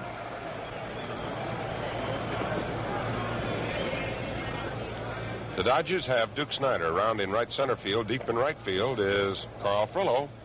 Ready as Padres deals a curveball. It's on the inside corner, strike 2.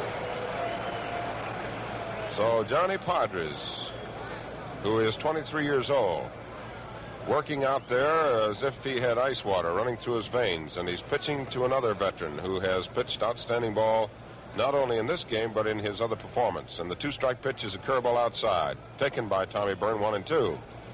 Squirts out of Roy Campanella's mitt, and Tommy Byrne picks it up, takes a look quickly, and hands it off to Campy. Frankie Crosetti coaching down at third for the Yankees. Bill Dickey at first, the outfield around the right. Shallow and left, protecting with his left-hand batter up, is Junior Gilliam. And the pitch is a curve strike. And for the second time, Tommy Byrne is called out on strikes.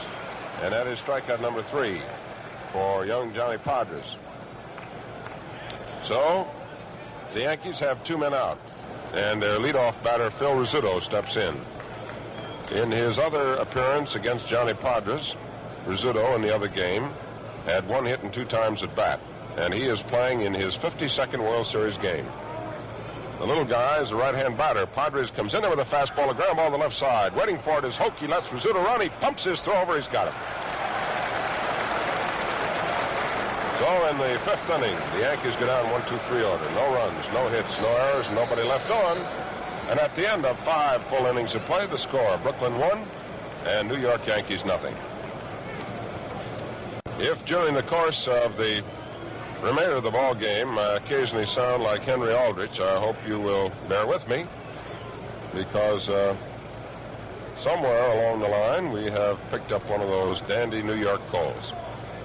No runs, 4 hits and no errors for the Yankees, and 1 run, 2 hits and no errors for the Brooklyn Dodgers. And leading off for Brooklyn in the top of the 6th inning will be the captain of the Dodgers, Piri Reis. He has no hits and 2 times at bat today. In his last time against Tommy Byrne, he had 2 for 4. And in the series prior to today, in 23 times at bat, had 7 hits. So Pee-wee, a right-hand batter, steps in. Tommy Byrne, the left-hander, looking into Yogi Berra, and the outfield has Bob Serve a few steps over in right center. Deep in right field is Hank Bauer, and around and left is Elston Howard, but the right side of the infield playing back. McDougal comes in 2 steps at third, and the pitch by Byrne is a curveball strike. Byrne and Podres have been almost automatic coming in with that ball. They both know where that plate is, and they both have been hitting it. Here's the pitch, and it's a liner out over Rizzuto's head, out of the left center field, going over his serve. And he's got the ball, and making the turn at first and holding on is Pee Wee Reis. And he's on with a single. So the Dodgers have come up with their 3rd hit off Tommy Byrne. And for the first time in today's ball game, they have the leadoff batter on. And in there now is Duke Snider, playing despite a trick knee, one that he injured yesterday. And the Yankee outfield pulls to the right, with Hank Bauer going back near the right field wall. Bob Serve pulling around in right center. Billy Martin is deep at second. Rizzuto shaded over towards second. And McDougal is in close at third. Here's the pitch to Snider. Shortens up, takes a curve outside, ball 1.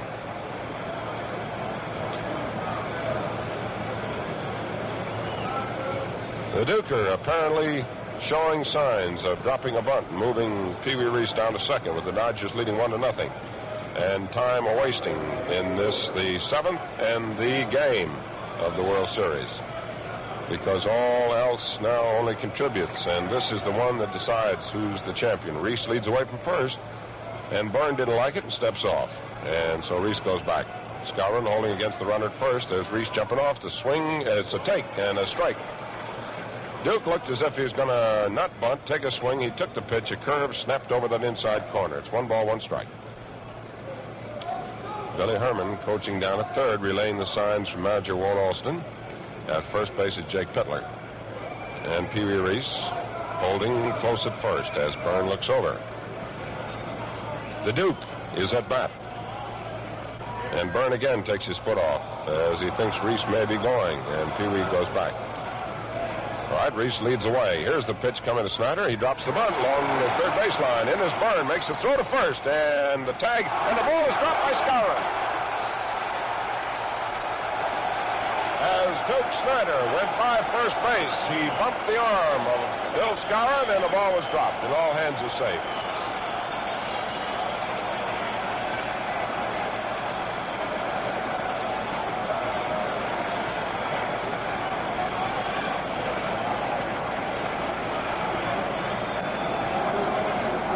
The bunt was a beauty, about 10 feet away from the plate. It's an error charged to Bill Skowron. And in quickly to field the ball was Tommy Byrne. No chance to get Reis. He made his throw to first. Skowron, who had moved in also for the bunt, trying to hustle back. And as Snider went by him, he made the tag, but the ball was bumped out of his hands, and all hands are safe. And Bob Grimm, a right-hander, goes to work in the Yankee bullpen.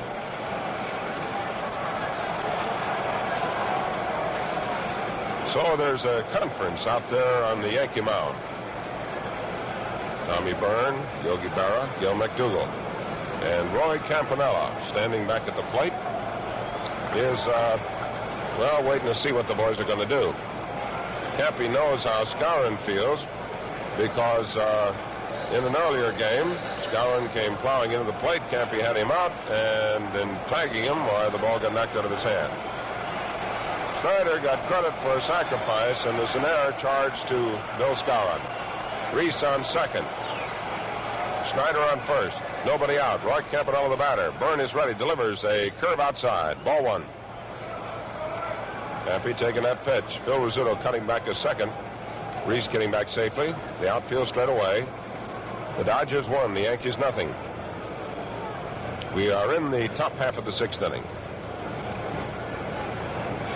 On deck is Carl Furillo.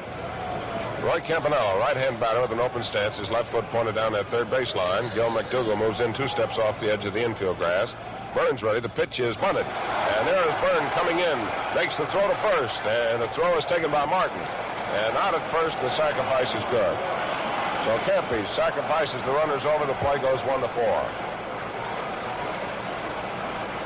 While we wait for Carl Furillo, let's pause 10 seconds for station identification. This is Mutual, the radio network for all America.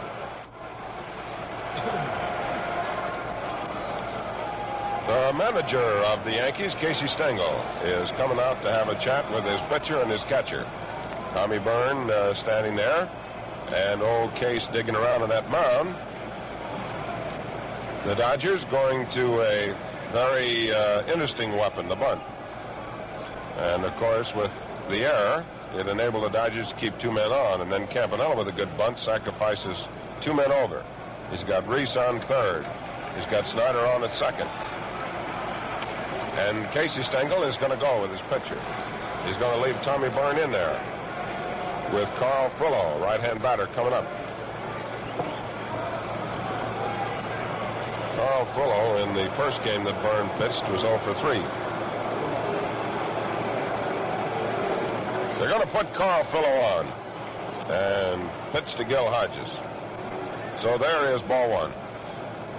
And the next one is ball 2. And the third one is ball 3 way outside. And Yogi Berra has to quicken up the step to get outside to grab it.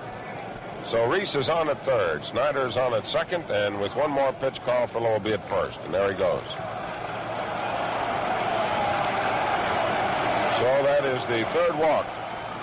Charge to Tommy Byrne.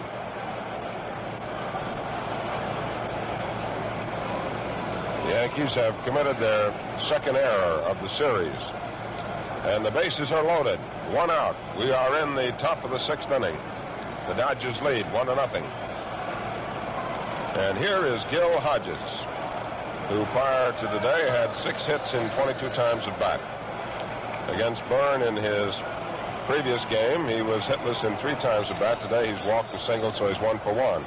He drove in the first Dodger and the only Dodger run. And here comes Casey Stengel back out in a slow trot as Gil McDougall moves out to the mound. The wind is blowing from right to left field.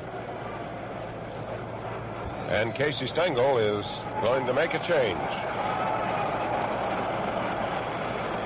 So Tommy Byrne will not get to pitch to Gil Hodges. Byrne has worked 5 1/3 innings. So far has been charged with 1 run and 3 hits. And he had 2 strikeouts, and he walked 3. And if the runners on base, Reis, Snider, or Furillo should score, they will be charged to Tommy Byrne. So Casey Stengel digs deep into the bullpen and making that long walk out is Bob Grimm.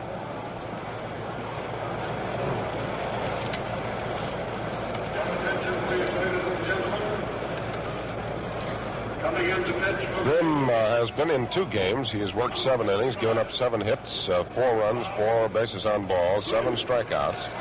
He was charged with 1 loss, and his earned run average was 5.14.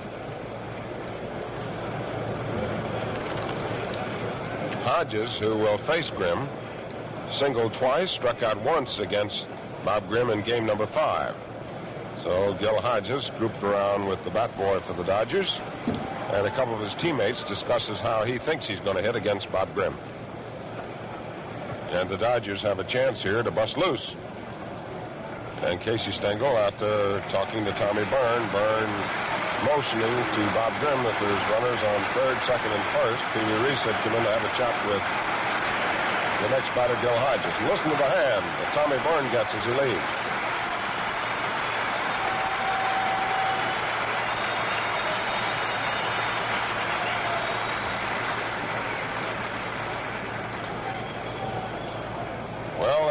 goes Tommy Byrne.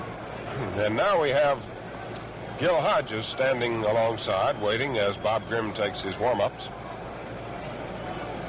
Sun shining brightly, and the shadows now have reached out to the mound, and they are halfway between first and second, and they have right field over to right center field shadowed out. The Dodgers have yet to win a game in this, the 1955 World Series in Yankee Stadium. And the Yankees, of course, with 3 victories, along with the Dodger 3 victories, are fighting for this one because this one decides who wears the crown. Bala says he's all set to go. And Grimm says he's ready to go, and stepping in is Gil Hodges.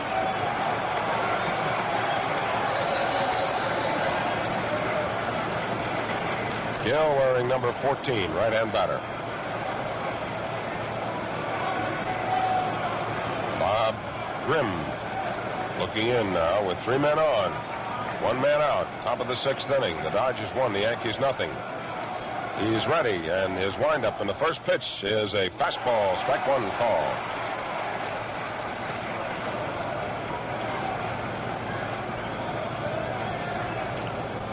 Grimm goes back to get a little rosin. Looks into Yogi Berra. He's ready to work, and here she comes, and it's a curve that breaks outside. 1-1.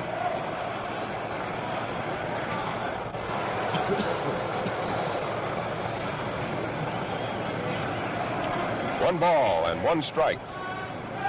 And the Dodgers have the bases loaded. Reis on at third. Snider's on at second. Furillo's on at first. And Grimm, who has inherited a problem, passed over by Tommy Byrne. Starts into his windup. Here's a 1-1 pitch. Is a curveball hit out into right center field. Going over as Bob serves. Still going over. And he reaches up. He makes the catch. And here comes Piri Reis. The throw is into second base. And Snider goes to third. And the Dodgers lead 2-0. As Hodges, with a sacrifice fly into right center field, drives in the second run for Brooklyn. And we have 2 out. And the batter now is Don Hoak.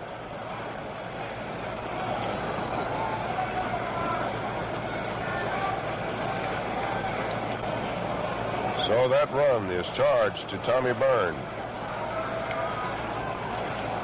Hoak is hitless in 2 times at bat against Tommy Byrne. Facing Bob Grimm for his first time, right-hand batter. Bent at the knees. Stands about halfway deep in the batter's box. Grimm looks over to first. Looks over to third base to see that Duke Snider's not moving around too much. He's ready. And spins a fastball that swung on and missed. 1 strike.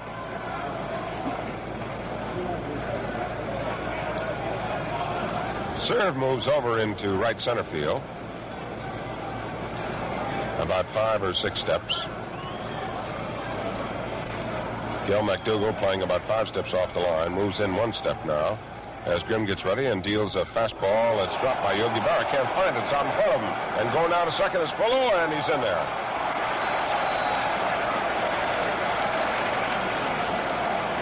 The ball bounced in the dirt and bounced away from Yogi Berra. And Yogi was looking for it and is charged as a wild pitch. So the Dodgers have 2 men in scoring position with 2 out in the 6th inning, and they're leading 2-0.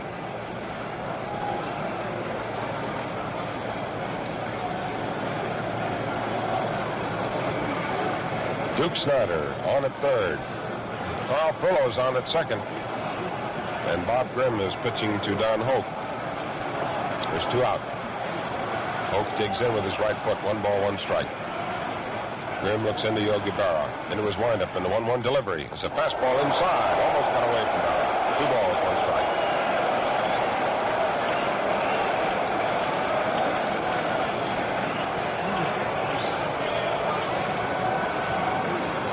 Don Hoak moved back quickly and out of there because that fastball was coming right at him. And Grimm was shouting, "Look out," as the ball slipped out of his hand. So it's 2-1 with 2 out, 2 on. The Dodgers lead 2-0. And we are in the top of the 6th. Grimm pitching very carefully to Hoak. Looks in, is ready.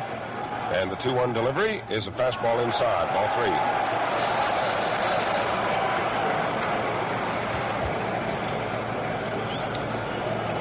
So it's 3 balls and 1 strike.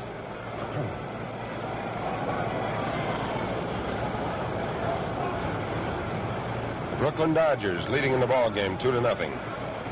And the outfield around the right as Bob Grimm looks to third, with Duke Snider leading away, and the pitch is on its way. A fastball, ball 4.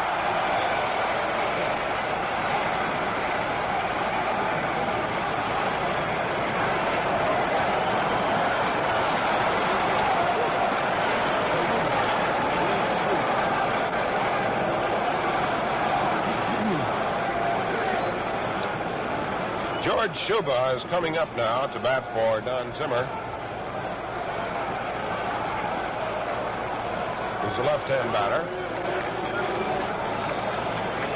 During the regular season, he batted .274, and he stands up there, slightly open stance. The base is loaded. On third base is Duke Snider. On second base is Carl Furillo. At first base is Don Hoak. And George Shuba batting for Don Zimmer. Left-hand batter, and the first pitch by Grimm is a curveball, high and outside, ball 1.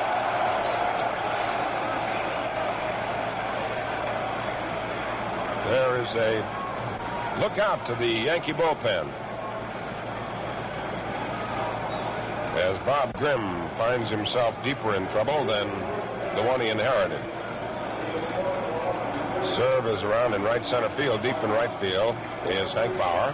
Runners lead away. The pitch is swung on, a ground ball to the right side. Billy Martin moves over. It's taken by Scour, and he scoops to Grimm. He steps on first. And that's all for the Dodgers. And the play goes 3-1. So for Brooklyn, 1 run on 1 hit, 1 error, and 3 men were left on. And at the end of 5.5 innings of play, the score, Brooklyn 2 and the Yankees nothing. Look sharp, feel sharp, be sharp and listen, mister. How are you fixed for play? Do you have plenty? How are you fixed for play? You better check. Please make sure you have enough. Cause a worn-out blade makes shaving mighty tough. How are you fixed for play? Better look to that good blade we need.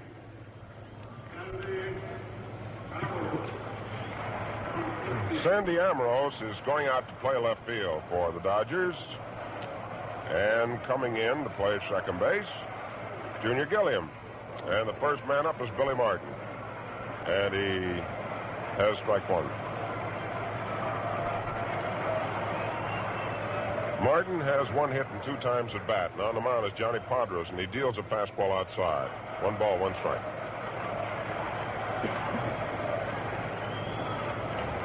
This is the last of the 6th inning.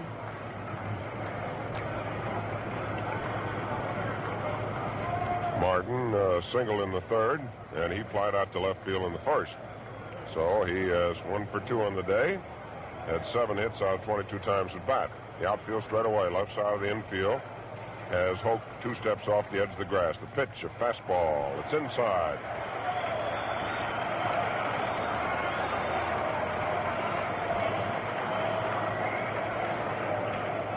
So we have made a correction on the count, and Billy Martin stands in there with a 3-ball count. The next pitch is a outside curveball, ball 4, and the Yankees get the first man up on. That is walk number 2 given up by Johnny Podres. And manager Walt Alston makes the walk out from the Dodger dugout to the mound, and out in the bullpen for the Dodgers is Clem Labine and Don Besson. Walt Alston standing there patiently talking, and Pee Wee Reis starts to come out. Padres has given up only 4 hits. He has walked only 2 men. He has struck out 3. But the Dodgers are leading 2-0, and with manager Walt Alston having a bullpen full of pitchers, he wants to take no chance because the season is going to end today. And there's no point in saving pitchers for tomorrow. because there won't be anybody here tomorrow. Gil McDougall is in there now. He struck out. In the third inning, he singled, but the ground ball that he hit Phil Rizzuto, who was moving into third. Martin on at first. The pitch to McDougall shortens up, takes a fastball strike.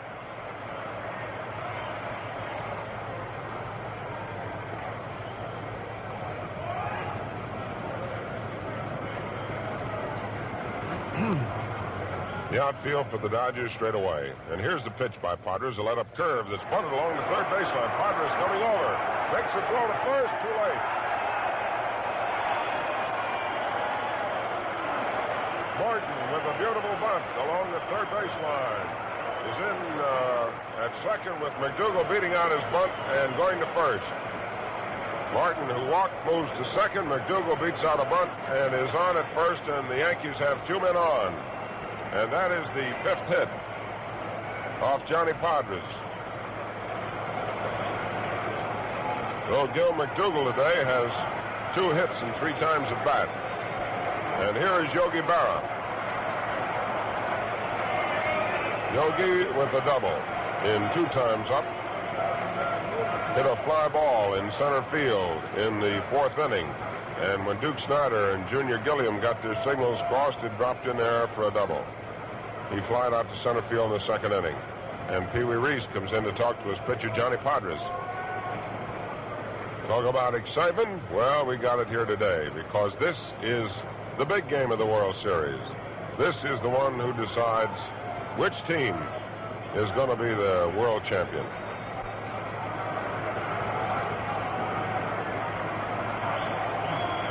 Billy Martin strolls away from second. On at first is Gil McDougall. Right side of the infield is back. Joe Hodges moving in looking for a bunt. And here's a pitch to Berra, the curveball outside, ball 1. Yogi Berra following the course of that ball very carefully. Looks down to Frankie Crosetti coaching at third. The outfield's around the right. Duke Snider in right center. Carl Furillo deep in right field. Hodges playing even with first and playing in front of the runner. The pitch is swung on. A fly ball hit in the left field. Junior Gilliam, who was pulled around, going hard, heading way over near the foul line. He reaches up, and he's got the ball.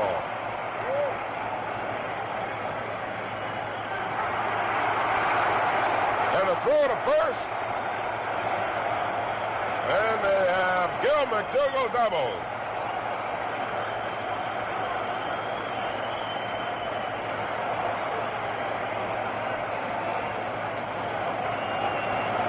So Yogi Berra hit a fly ball in the corner in left field. And Sandy Amorous, who had taken over for Junior Gilliam, came pounding over right near the line, grabbed the ball, and fired it back to first. And the relay was in time to get Gil McDougall at first base.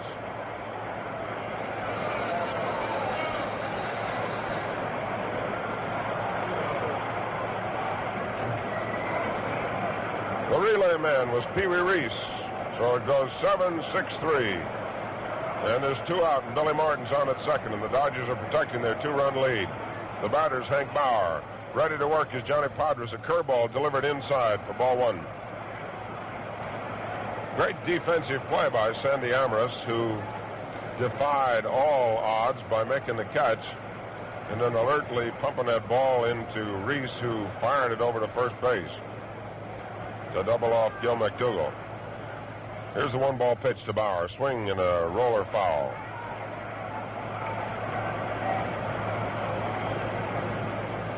Johnny Podres, the 23-year-old left-hander for the Dodgers, who got the Dodgers off a losing streak after they'd lost the first 2 games to the Yankees. Working here today for the Brooklyn Dodgers and trying to serve up to manager Walt Alston the first World Series victory for the Brooklyn team. The outfield straight away. Billy Martin leads away from second. The 1-1 pitch is swing and a miss. And it's 1-2. Sandy Amorous in left field. Duke Snider is in center. And Carl Furillo is in right field. Junior Gilliam has replaced Don Zimmer at second base. Johnny Podres digs around a little bit on the mound to make sure that it's all smoothed out where he comes down with that foot The Dodgers have 2 runs off 3 hits, no errors. The Yankees, no runs, 5 hits, 1 error. Here's the 1-2 pitch to Bauer. Let up curve. Fouls it back. And the count remains unchanged. 1-2.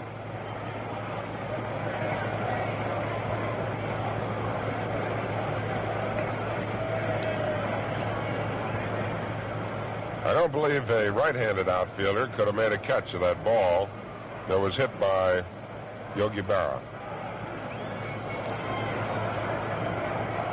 Sandy Ambrose, using his left hand as an aid, reached right in the corner and just got his glove on it.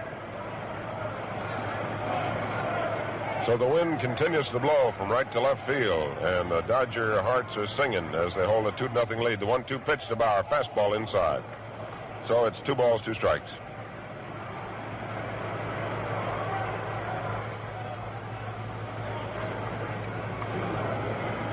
Johnny Podres out there trying to pitch very carefully. He wants to get out of this jam if he can, because Billy Martin is out there on second base. He's got 2 out. He's ready. The 2-2 pitch. Curveball. Swung on. Hit foul in the upper deck. Back of the Yankee dugout. And the new ball goes out to Padres, who takes the opportunity to take a little stroll back at that rubber.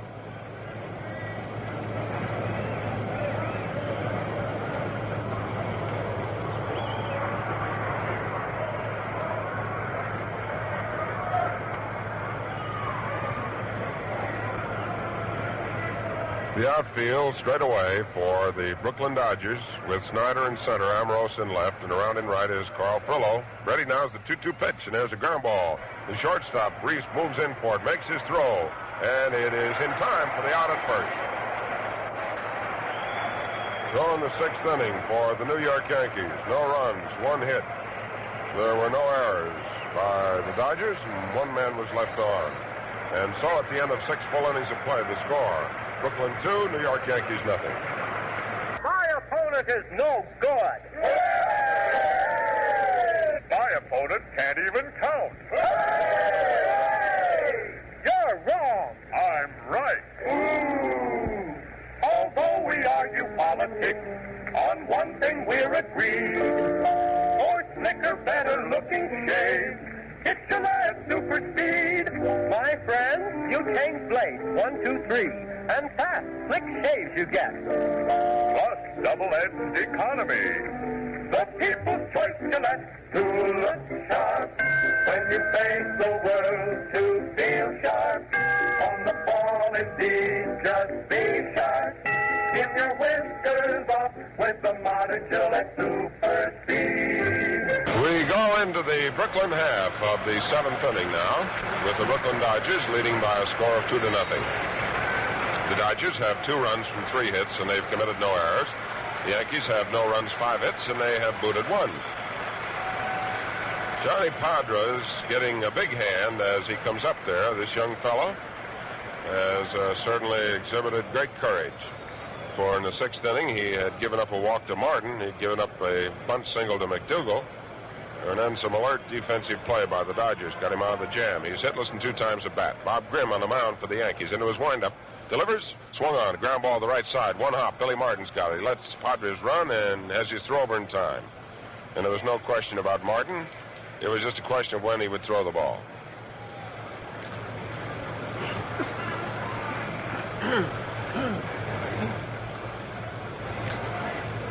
One out, and the batter is Junior Gilliam.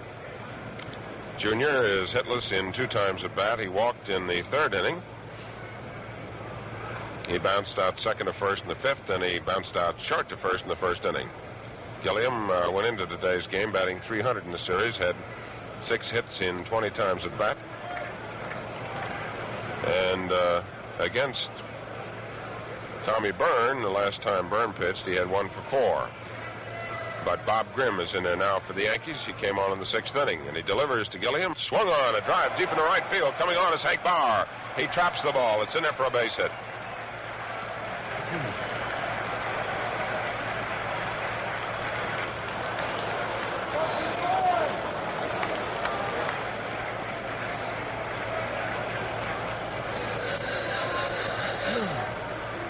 Up now is the Dodger captain, Piri Reis. He has 1 hit and 3 times at bat. The Dodgers have a runner on at first, and they have 1 out. And this is the top of the 7th inning.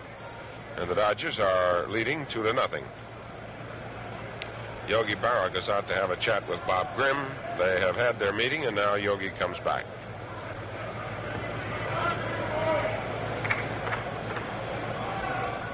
Reis singled in the 6th inning. He lined out to center field in the 3rd, and he flied out to center in the 1st. So he has 1 hit and 3 times at bat. Grimm checks the runner at first base, Junior Gilliam. He is ready, and his pitch is on the way, and there goes Gilliam, and the throw is down to second. Moving over is Rizzuto. The tag is made. He's out. So the play goes 2-6 as Junior Gilliam tries to steal a base on Yogi Berra. While we wait for the next pitch to come on up to Piri Reis, let's pause 10 seconds for station identification. This is Mutual, the radio network for all America. Piri Reis is back in there. Fastball, and down he goes as it moved in very close to his head. 1 ball and 1 strike with 2 out. And the Dodgers lose their runner as Yogi Berra, with a good throw down to Phil Rizzuto, who had moved over to cover second, is in time to get Gilliam trying to move in there. Here's the 1-1 delivery, a fastball. It's a little high. 2 balls, 1 strike.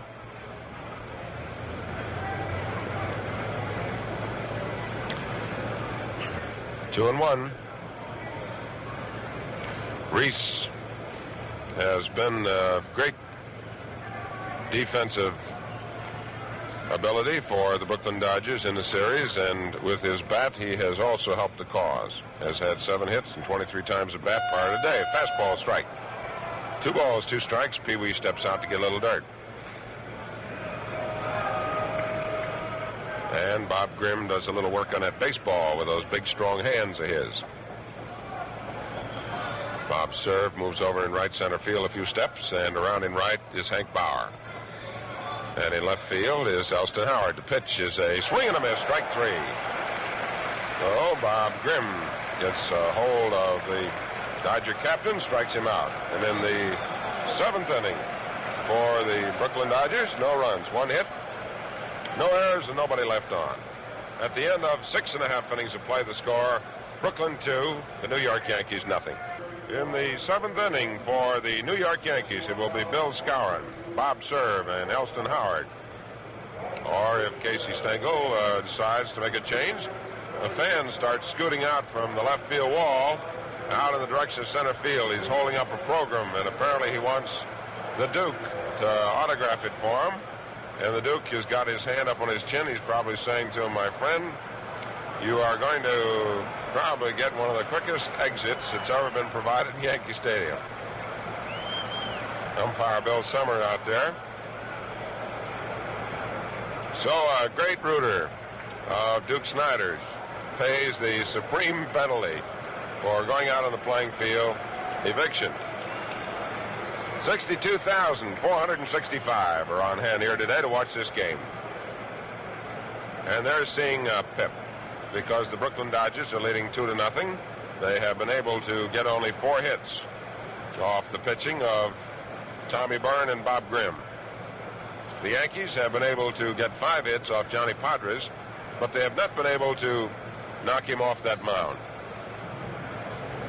So Padres waits patiently as the men in blue dispose of the fan who rushed out on the field. The outfield straight away.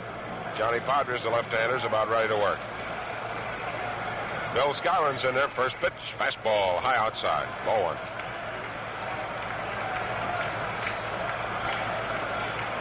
Skowron has 1 hit and 2 times at bat. He doubled in the 2nd inning. Padres ready. The pitch, fastball on the outside corner for a strike. 1-1.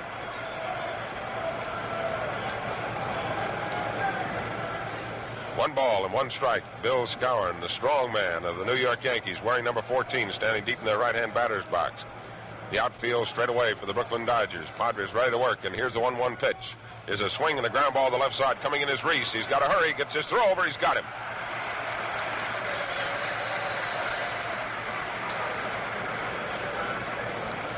There's 1 out as Pee Wee Reis comes in quickly, scoops that ball up, and Skowron can move down that line. He used to bust those lines playing football, and he knows that you have to pedal your feet to get down into first base ahead of that throw. And Reis, who had to come in to that slow roller, fired that ball over there like a rocket. Bob Serve, the big strong man, swings from a closed stance, swings on the first pitch, fouls it back up on top, into the stands for Souvenir.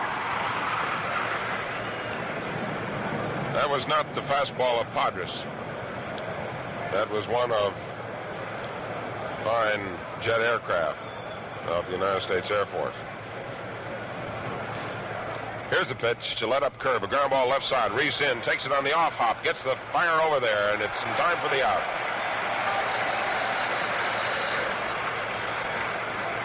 So Pee-wee was really pouring the coal to the boiler as he pumped that ball over to pick off Bob Serve, who can also scoot down that line.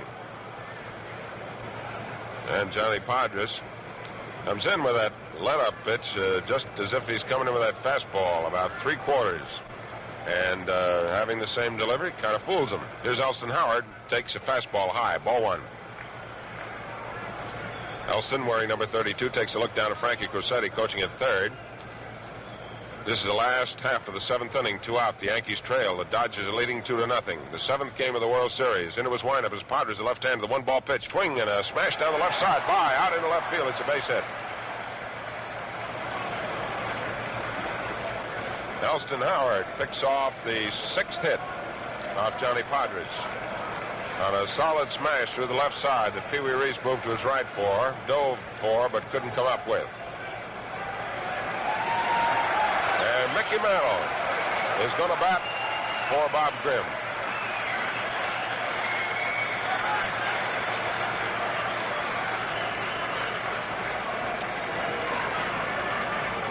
Mickey Mantle, who has certainly been handicapped with muscle problems, has been in only 2 games. He's been at bat 9 times. He has 2 hits, 1 home run, 1 RBI. He has struck out twice. His batting average in the 1955 World Series is .222.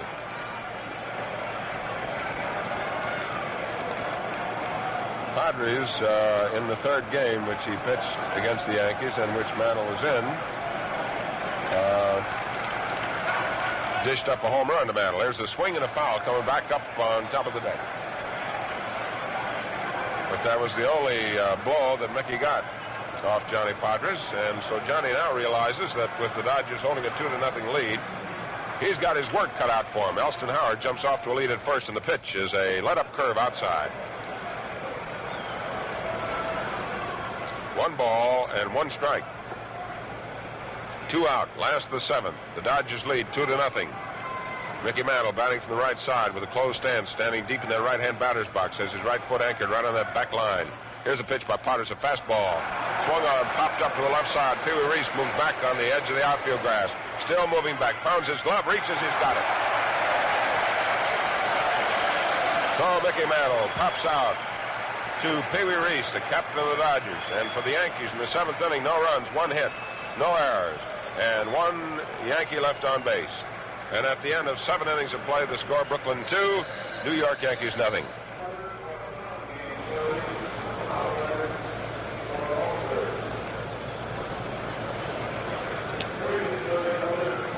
We are going to have a new pitcher for the Yankees, and it looks like Bob Turley. We had Tommy Byrne starting, and he lasted 5 1/3 innings, and Tommy gave up both runs. Bob Grimm, who came on in the 6th, worked 1 2/3 innings, and he gave up no runs. He, however, was nicked for 1 hit, and he did not get into too much trouble. He had 1 strikeout, and it was a big one for him. Pee-wee Reis. So Bob Turley, who throws those bullets, comes on, and Al Helper here has compiled the total attendance for the series for us. 362,310 of the finest baseball fans, or representative of the finest baseball fans in the world, have jammed their way here into Yankee Stadium and Ebbets Field. And they have seen a dandy.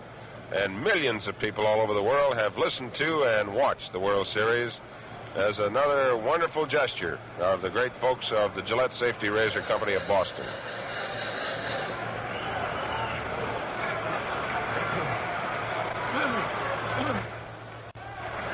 Well, here's Duke Snider stepping in the 8th inning for the Brooklyn Dodgers, left-hand batter. Bob Turley, the bullet thrower, out there on the mound for the New York Yankees. And Turley looks into Yogi Berra. The outfield's around the right and deep. Right side of the infield's deep. Turley comes in with a fastball that swung on, popped up, coming back out of play, foul.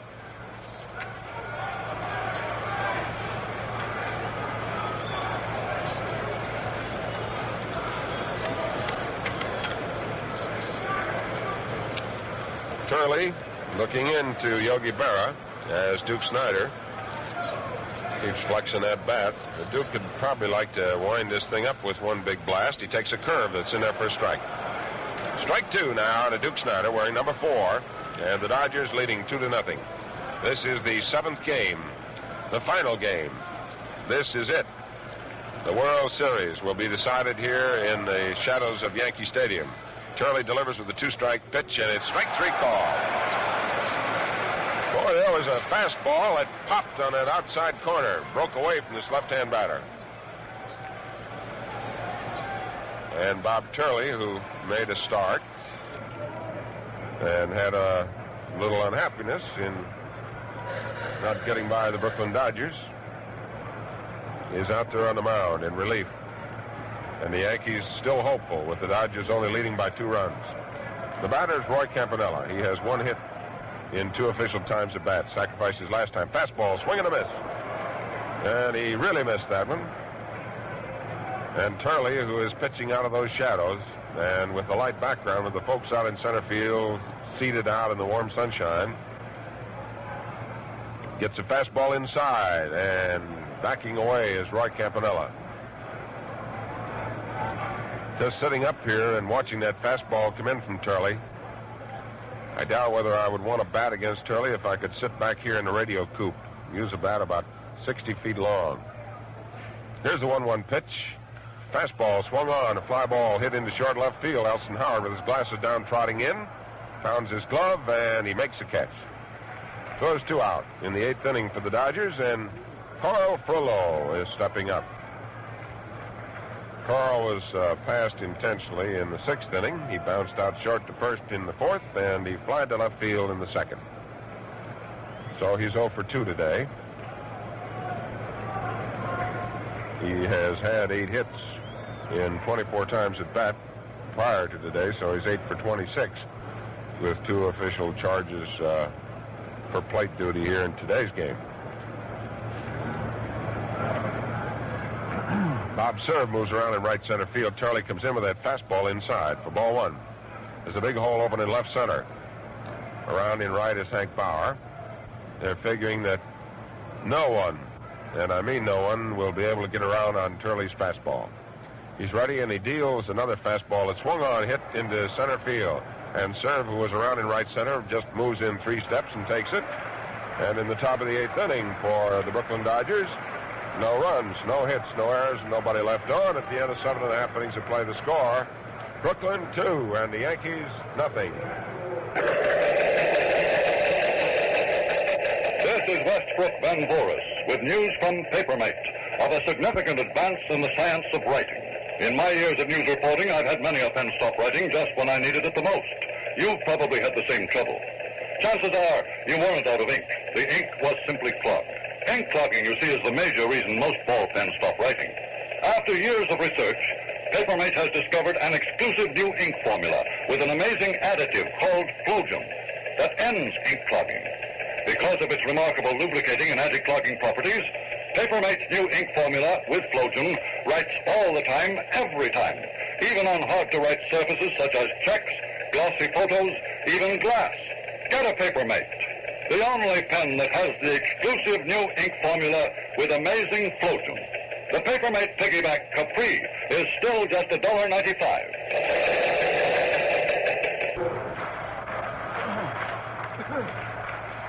Bill Rizzuto leads off, and he takes a fastball. Strike 1.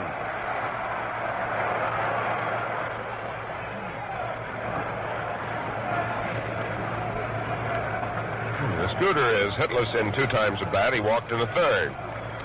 Johnny Podres ready, deals a 1-strike pitch, a fly ball hit over near the wall in left field. Going on to Sandy Amorous. It is in the crowd. Well, Sandy made one fantastic grab in the 6th inning of a fly ball hit out there by Yogi Berra, and he turned it into a double play. But this time, he would have had to walk on the heads of about 30 people to even get out there after the ball.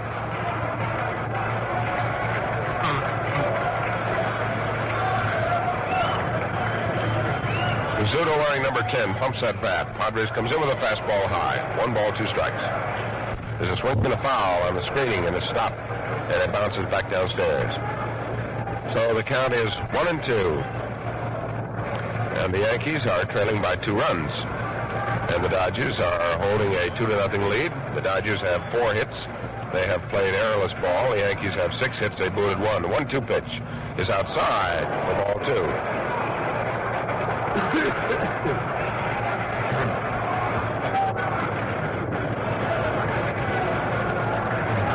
Johnny Podres looks around, see that all of his mates are in their respective positions, and they are. Now he is ready, and the 2-2 pitch to Rizzuto is swung on. Line drive to left center field, going over Sandy Amorous. And he moves under, he grabs the ball, he fires it into second, and Rizzuto slips and falls, but gets back to first base.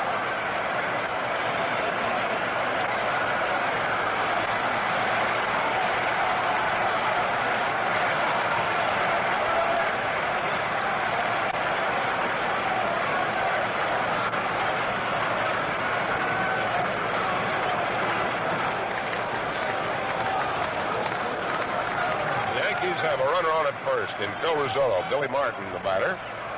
Billy has 1 hit and 2 times at bat. Right-hand batter. Johnny Podres has given up 7 hits. He's ready. Swing and a miss. Strike 1.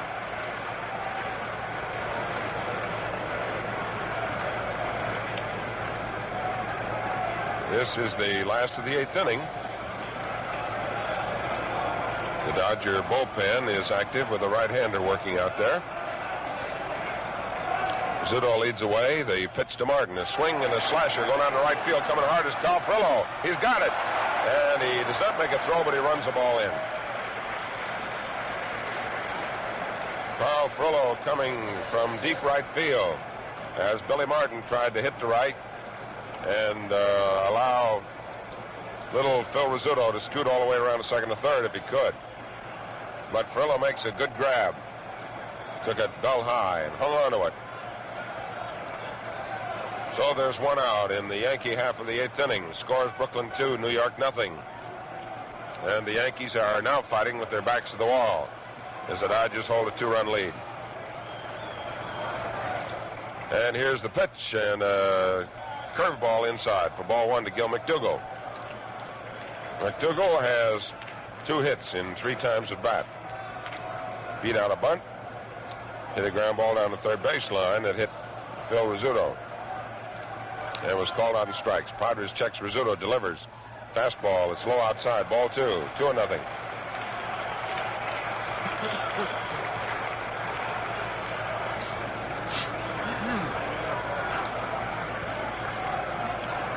The outfield for the Dodgers straight away. Duke Snider moves back a few steps.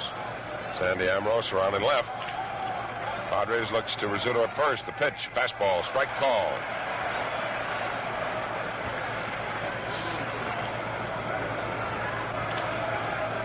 So Johnny Podres, who has 1 World Series victory this year to his credit, looks into Roy Campanella. 2 balls, 1 strike to count to McDougall. He comes with a curve that's outside, ball 3.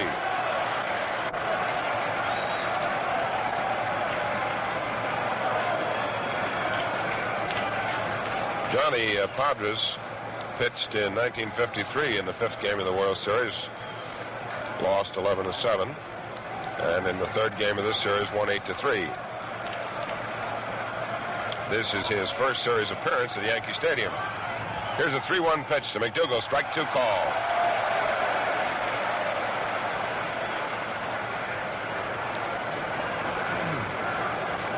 So Gil McDougall, who had started to take a short walk down the first baseline, suddenly comes back.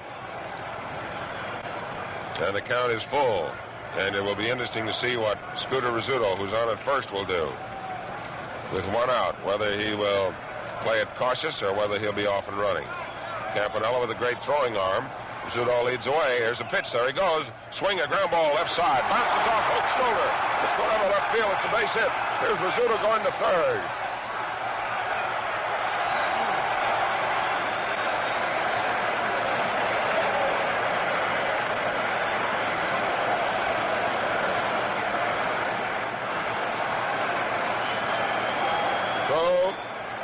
Gil McDougall gets credit for a base hit. That ball took a bad hop. Hit down Hoak in his shoulder.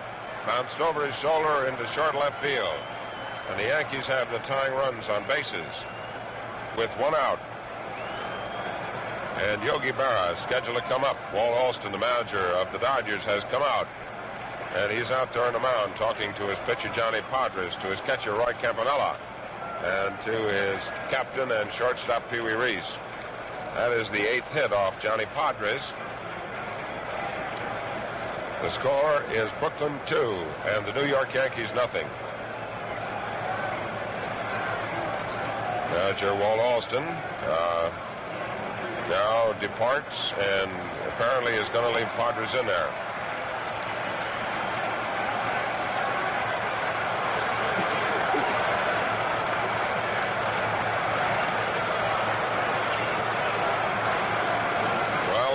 That was very quiet a few moments ago is really starting to whip it up now.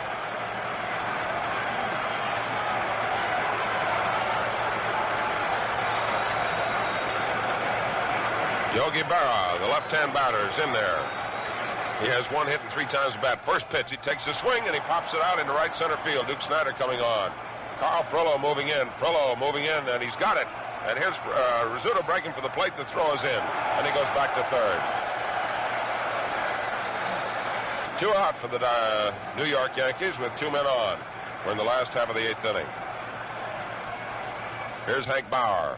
Takes a fastball. It's low and inside for ball 1. Bauer, wearing number 9, knocks the dirt out of his spikes. He is hitless in 3 times at bat. Bounced out second to first, short to first, and flied out to right field. He swings over a closed stance. Johnny Podres on the mound for the Dodgers. Checks his runners. Delivers a curve. That's over for a strike.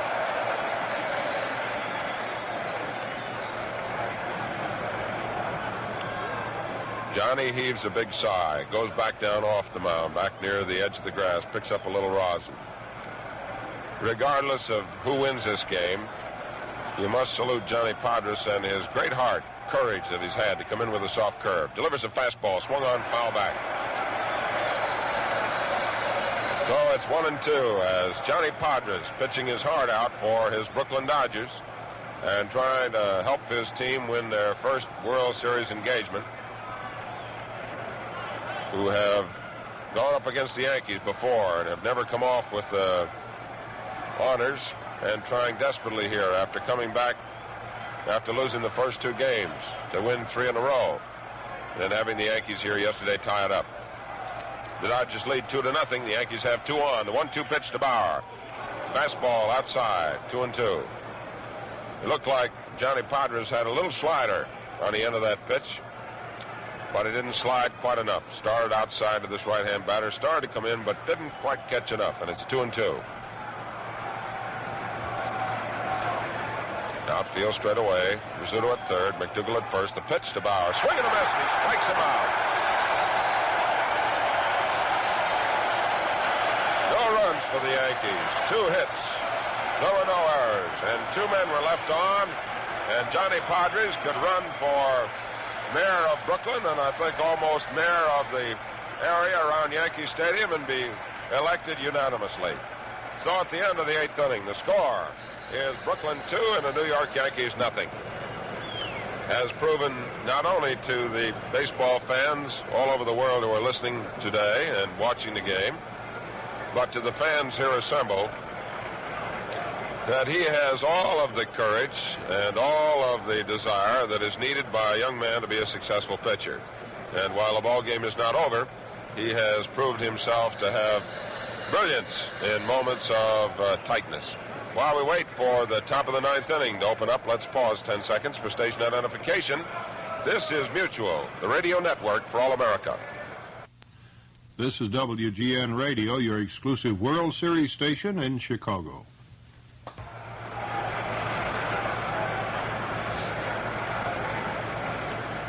This is Bob Neal with Al Helfer, and we move into the top of the ninth inning. And for the Brooklyn Dodgers, leading off will be the first baseman, Gil Hodges, who swings and pops one up, foul. And moving over is Bill Skowron, and he has plenty of room, and he has it for the first out in the ninth inning.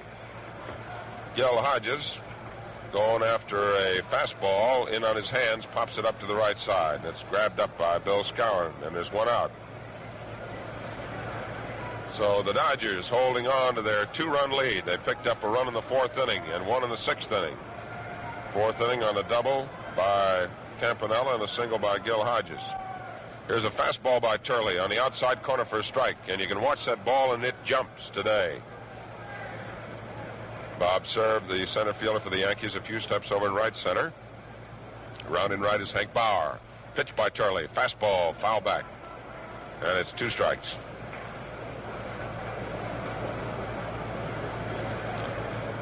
Don Hoak is the batter. He's hitless in 2 times at bat, playing in place of an injured Jackie Robinson. And you could feel kind of, sadness on the Dodger bench when it was announced that Jackie wouldn't play today. But Hoak has been strong. He swings and fouls off Yogi Berra's mitt, and it's out along the right side, but it's foul. And the bat boy for the Yankees sprints out to pick it up. So it's 2 strikes, and the batter's Don Hoak, wearing number 43, and the Dodgers are coming up here in the ninth inning. They are leading 2-0. They have only half the hits that the Yankees have, but they have 2 runs, and the Yankees haven't any. Ready to work now is Bob Turley, and he delivers a curveball that's inside for ball 1. That ball just hung inside, just a trace, enough to be a ball. Umpire Jim Honochick working carefully behind the plate today. Turley's into his windup, and the 1-2 pitch to Hoak. Fastball swung on, fouled off the facing upstairs, bounces upstairs.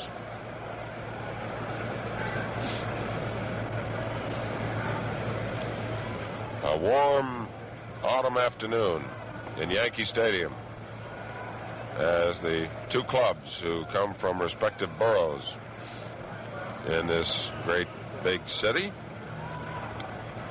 are battling it out. Turley with a double windup now is ready and deals that fastball. It swung on, lined out into right center field for a base hit. Hoak making the turn at first, starts to go for second, and serve fires a strike into Billy Martin at second base.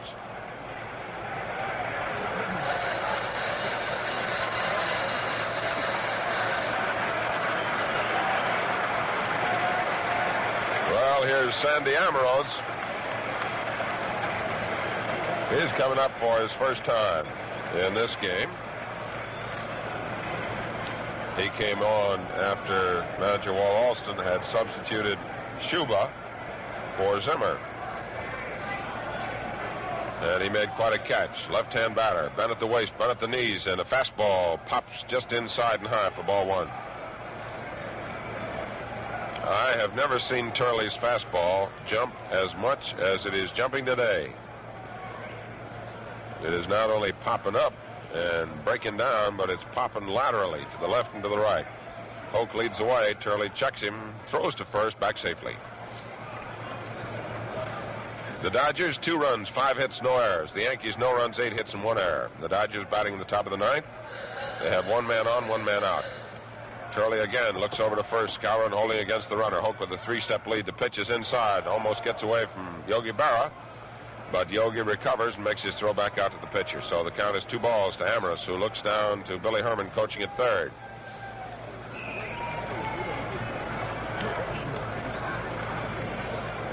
Sandy in 4 games has been up 12 times, has 4 hits. He's driven in 3 runs. And he has had 1 home run. Turley looks to first base. Hoak edges away. The pitch is a fastball high and outside. Ball 3.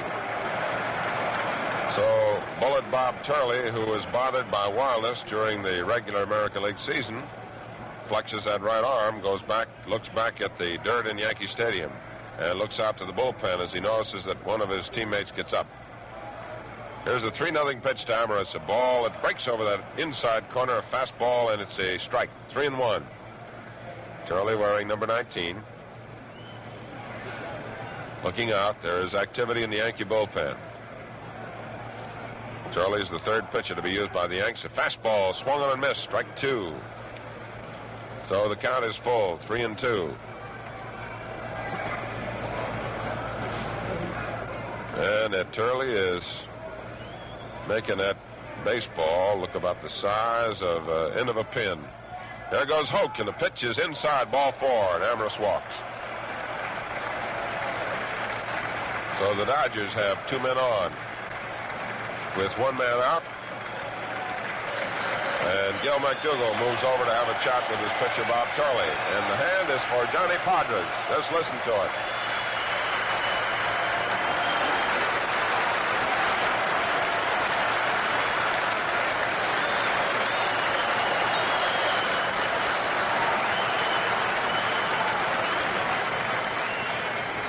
Well, New York is famous for its receptions to famous people, to statesmen, to military men, to stars of the stage and screen. And they have shown just as much desire to honor this young man who's pitched valiantly here so far. Swings on the first pitch, hits a fly ball to center field, serve moving on in. Elston Howard moving in, and Howard watches as serve makes the catch and throws to Rizzuto. So Padres' first ball hitting pops a little fly ball in center field, and we have 2 out, 2 on. And the leadoff batter for the Brooklyn Dodgers, Junior Gilliam, who has 1 hit in 3 times at bat, is up. Junior will bat from the left side against the fastballer, Bob Turley. And the outfield will shade around a little bit with serve over in right center. Deep in right field is Hank Bauer. Right side of the infield's deep, and McDougall is in close at third. Turley checks his runner, delivers a fastball that's high. Ball 1.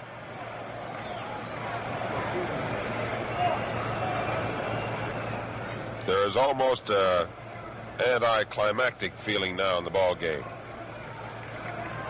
as the fans here remember the 8th inning when the Yankees were threatening to bust the door in. Inside for ball 2. When they had 2 men on and 1 out, that young Johnny Podres disposed of Yogi Berra, ever a dangerous hitter, and struck out Hank Bauer. On at second is Don Hoak, and on at first is Sandy Amaris.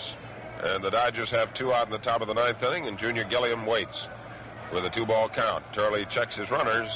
Here's the pitch. A fastball, strike. Manager Walt Alston very nervously pacing inside of his dugout. Jackie Robinson sitting up on the top step.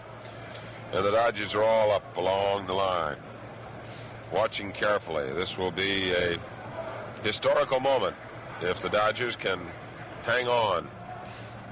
There's a swing by Gilliam, a long fly ball deep in the right field. Going back near the wall is Hank Bauer. He reaches up, he makes the catch. Fine catch by Hank Bauer, who went deep into right center field near the wall to pull that drive of Junior Gilliam's out of the sky. And the Dodgers try to build up the lead here in the 9th inning, but without success. And in the top of the 9th for Brooklyn, no runs, 1 hit. There were no errors. And the Dodgers left 2 men on base. They have left 8 men on the bases so far. So at the end of 8.5 innings of play, the score, Brooklyn 2, New York Yankees nothing. Only once in series history, as you know, has a team won the series after losing the first 2 games. The 1921 Giants defeating the Yankees 5-3. So we come to the last half of the 9th inning. And leading off for New York will be Bill Skowron. He has 1 hit and 3 times at bat. Johnny Podres, the left-hander, is working out there. He's ready to pitch, and the first pitch to Skowron takes low for ball 1.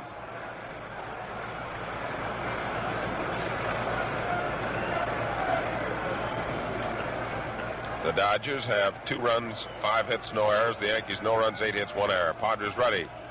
Deals a curveball in the inside corner for a strike. So the count is 1 ball and 1 strike. Skowron is batting. Bob serves on deck. Podres kicks and throws, and it's low for ball 2. 2 balls, 1 strike.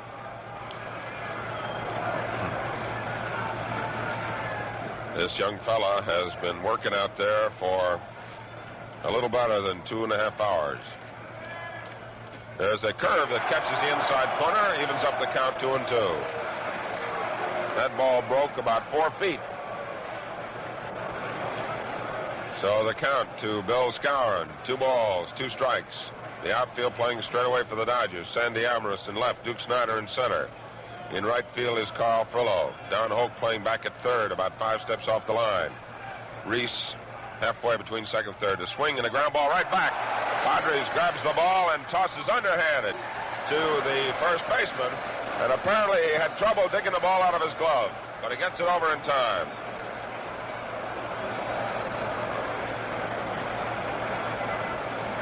Well, the Yankees are grouped around Casey Stengel down there in the dugout as old Case is trying to make some kind of a switch here. You know, Casey's players have a lot of respect for him. Pitch to serve, a fastball, strike 1.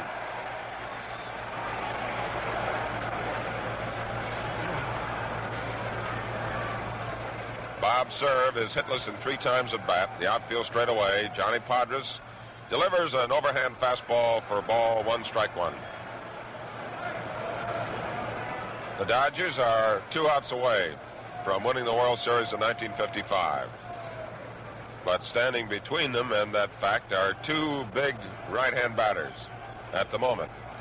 Bob serve out there, waits, and the 1-1 delivery is a fastball, strike 2.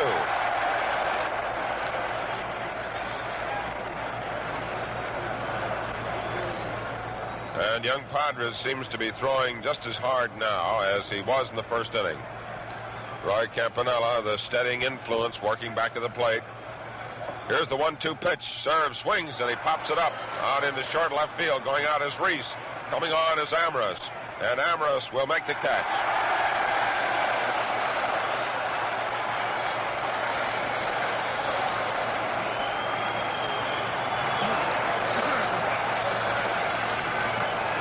There's 2 out in the 9th inning. The Dodgers lead 2-0. Elston Howard's coming up. Say, if you're a dyed-in-the-wool rooter or just a casual fan, you'll enjoy the keen-sighted analysis of today's game by Bill Corum, one of America's most popular sports authorities. Here's a pitch to Elston Howard. Strike 1 call. So you stay tuned for Bill, because he'll be on here after the game. 1 strike to Elston Howard, a right-hand batter. Johnny Podres on the mound for the Dodgers. Ready, delivers a curve that's just a little outside for 1-1 count. The fans are standing up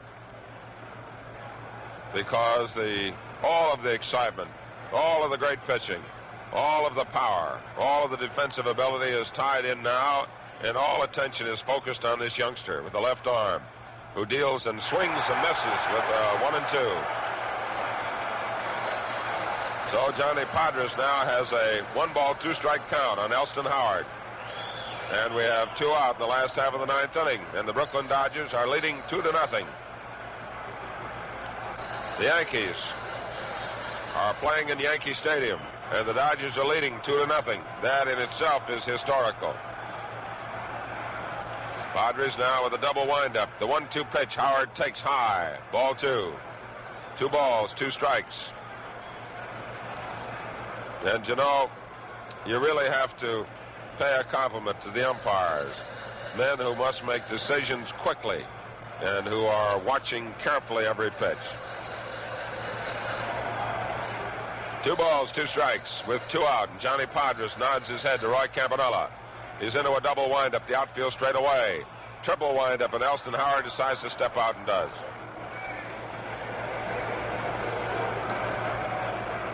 Now, umpire Jim Honochick moves back at the plate. He motions to Johnny Podres. It's all right. Johnny Podres heaves a great big sigh. He looks in now. He starts to pump, and the 2-2 pitch is swung on and foul back, and it's 2-2.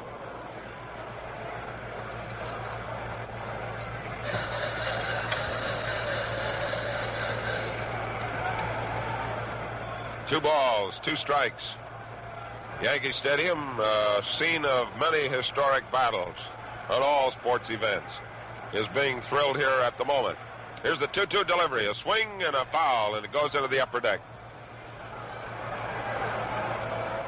So the mantle of greatness, which is being held by only fate alone, waiting for Johnny Podres to step in and have it hoisted on his shoulders, and he very casually pulls his socks up.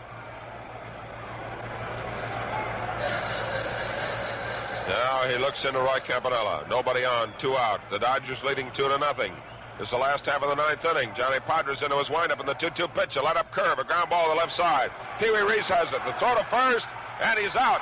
And the Dodgers win by a score of 2-0. Fine play by Piri Reis, and out in front of the mound, they're grabbing Johnny Podres. They're pummeling him, pushing him around.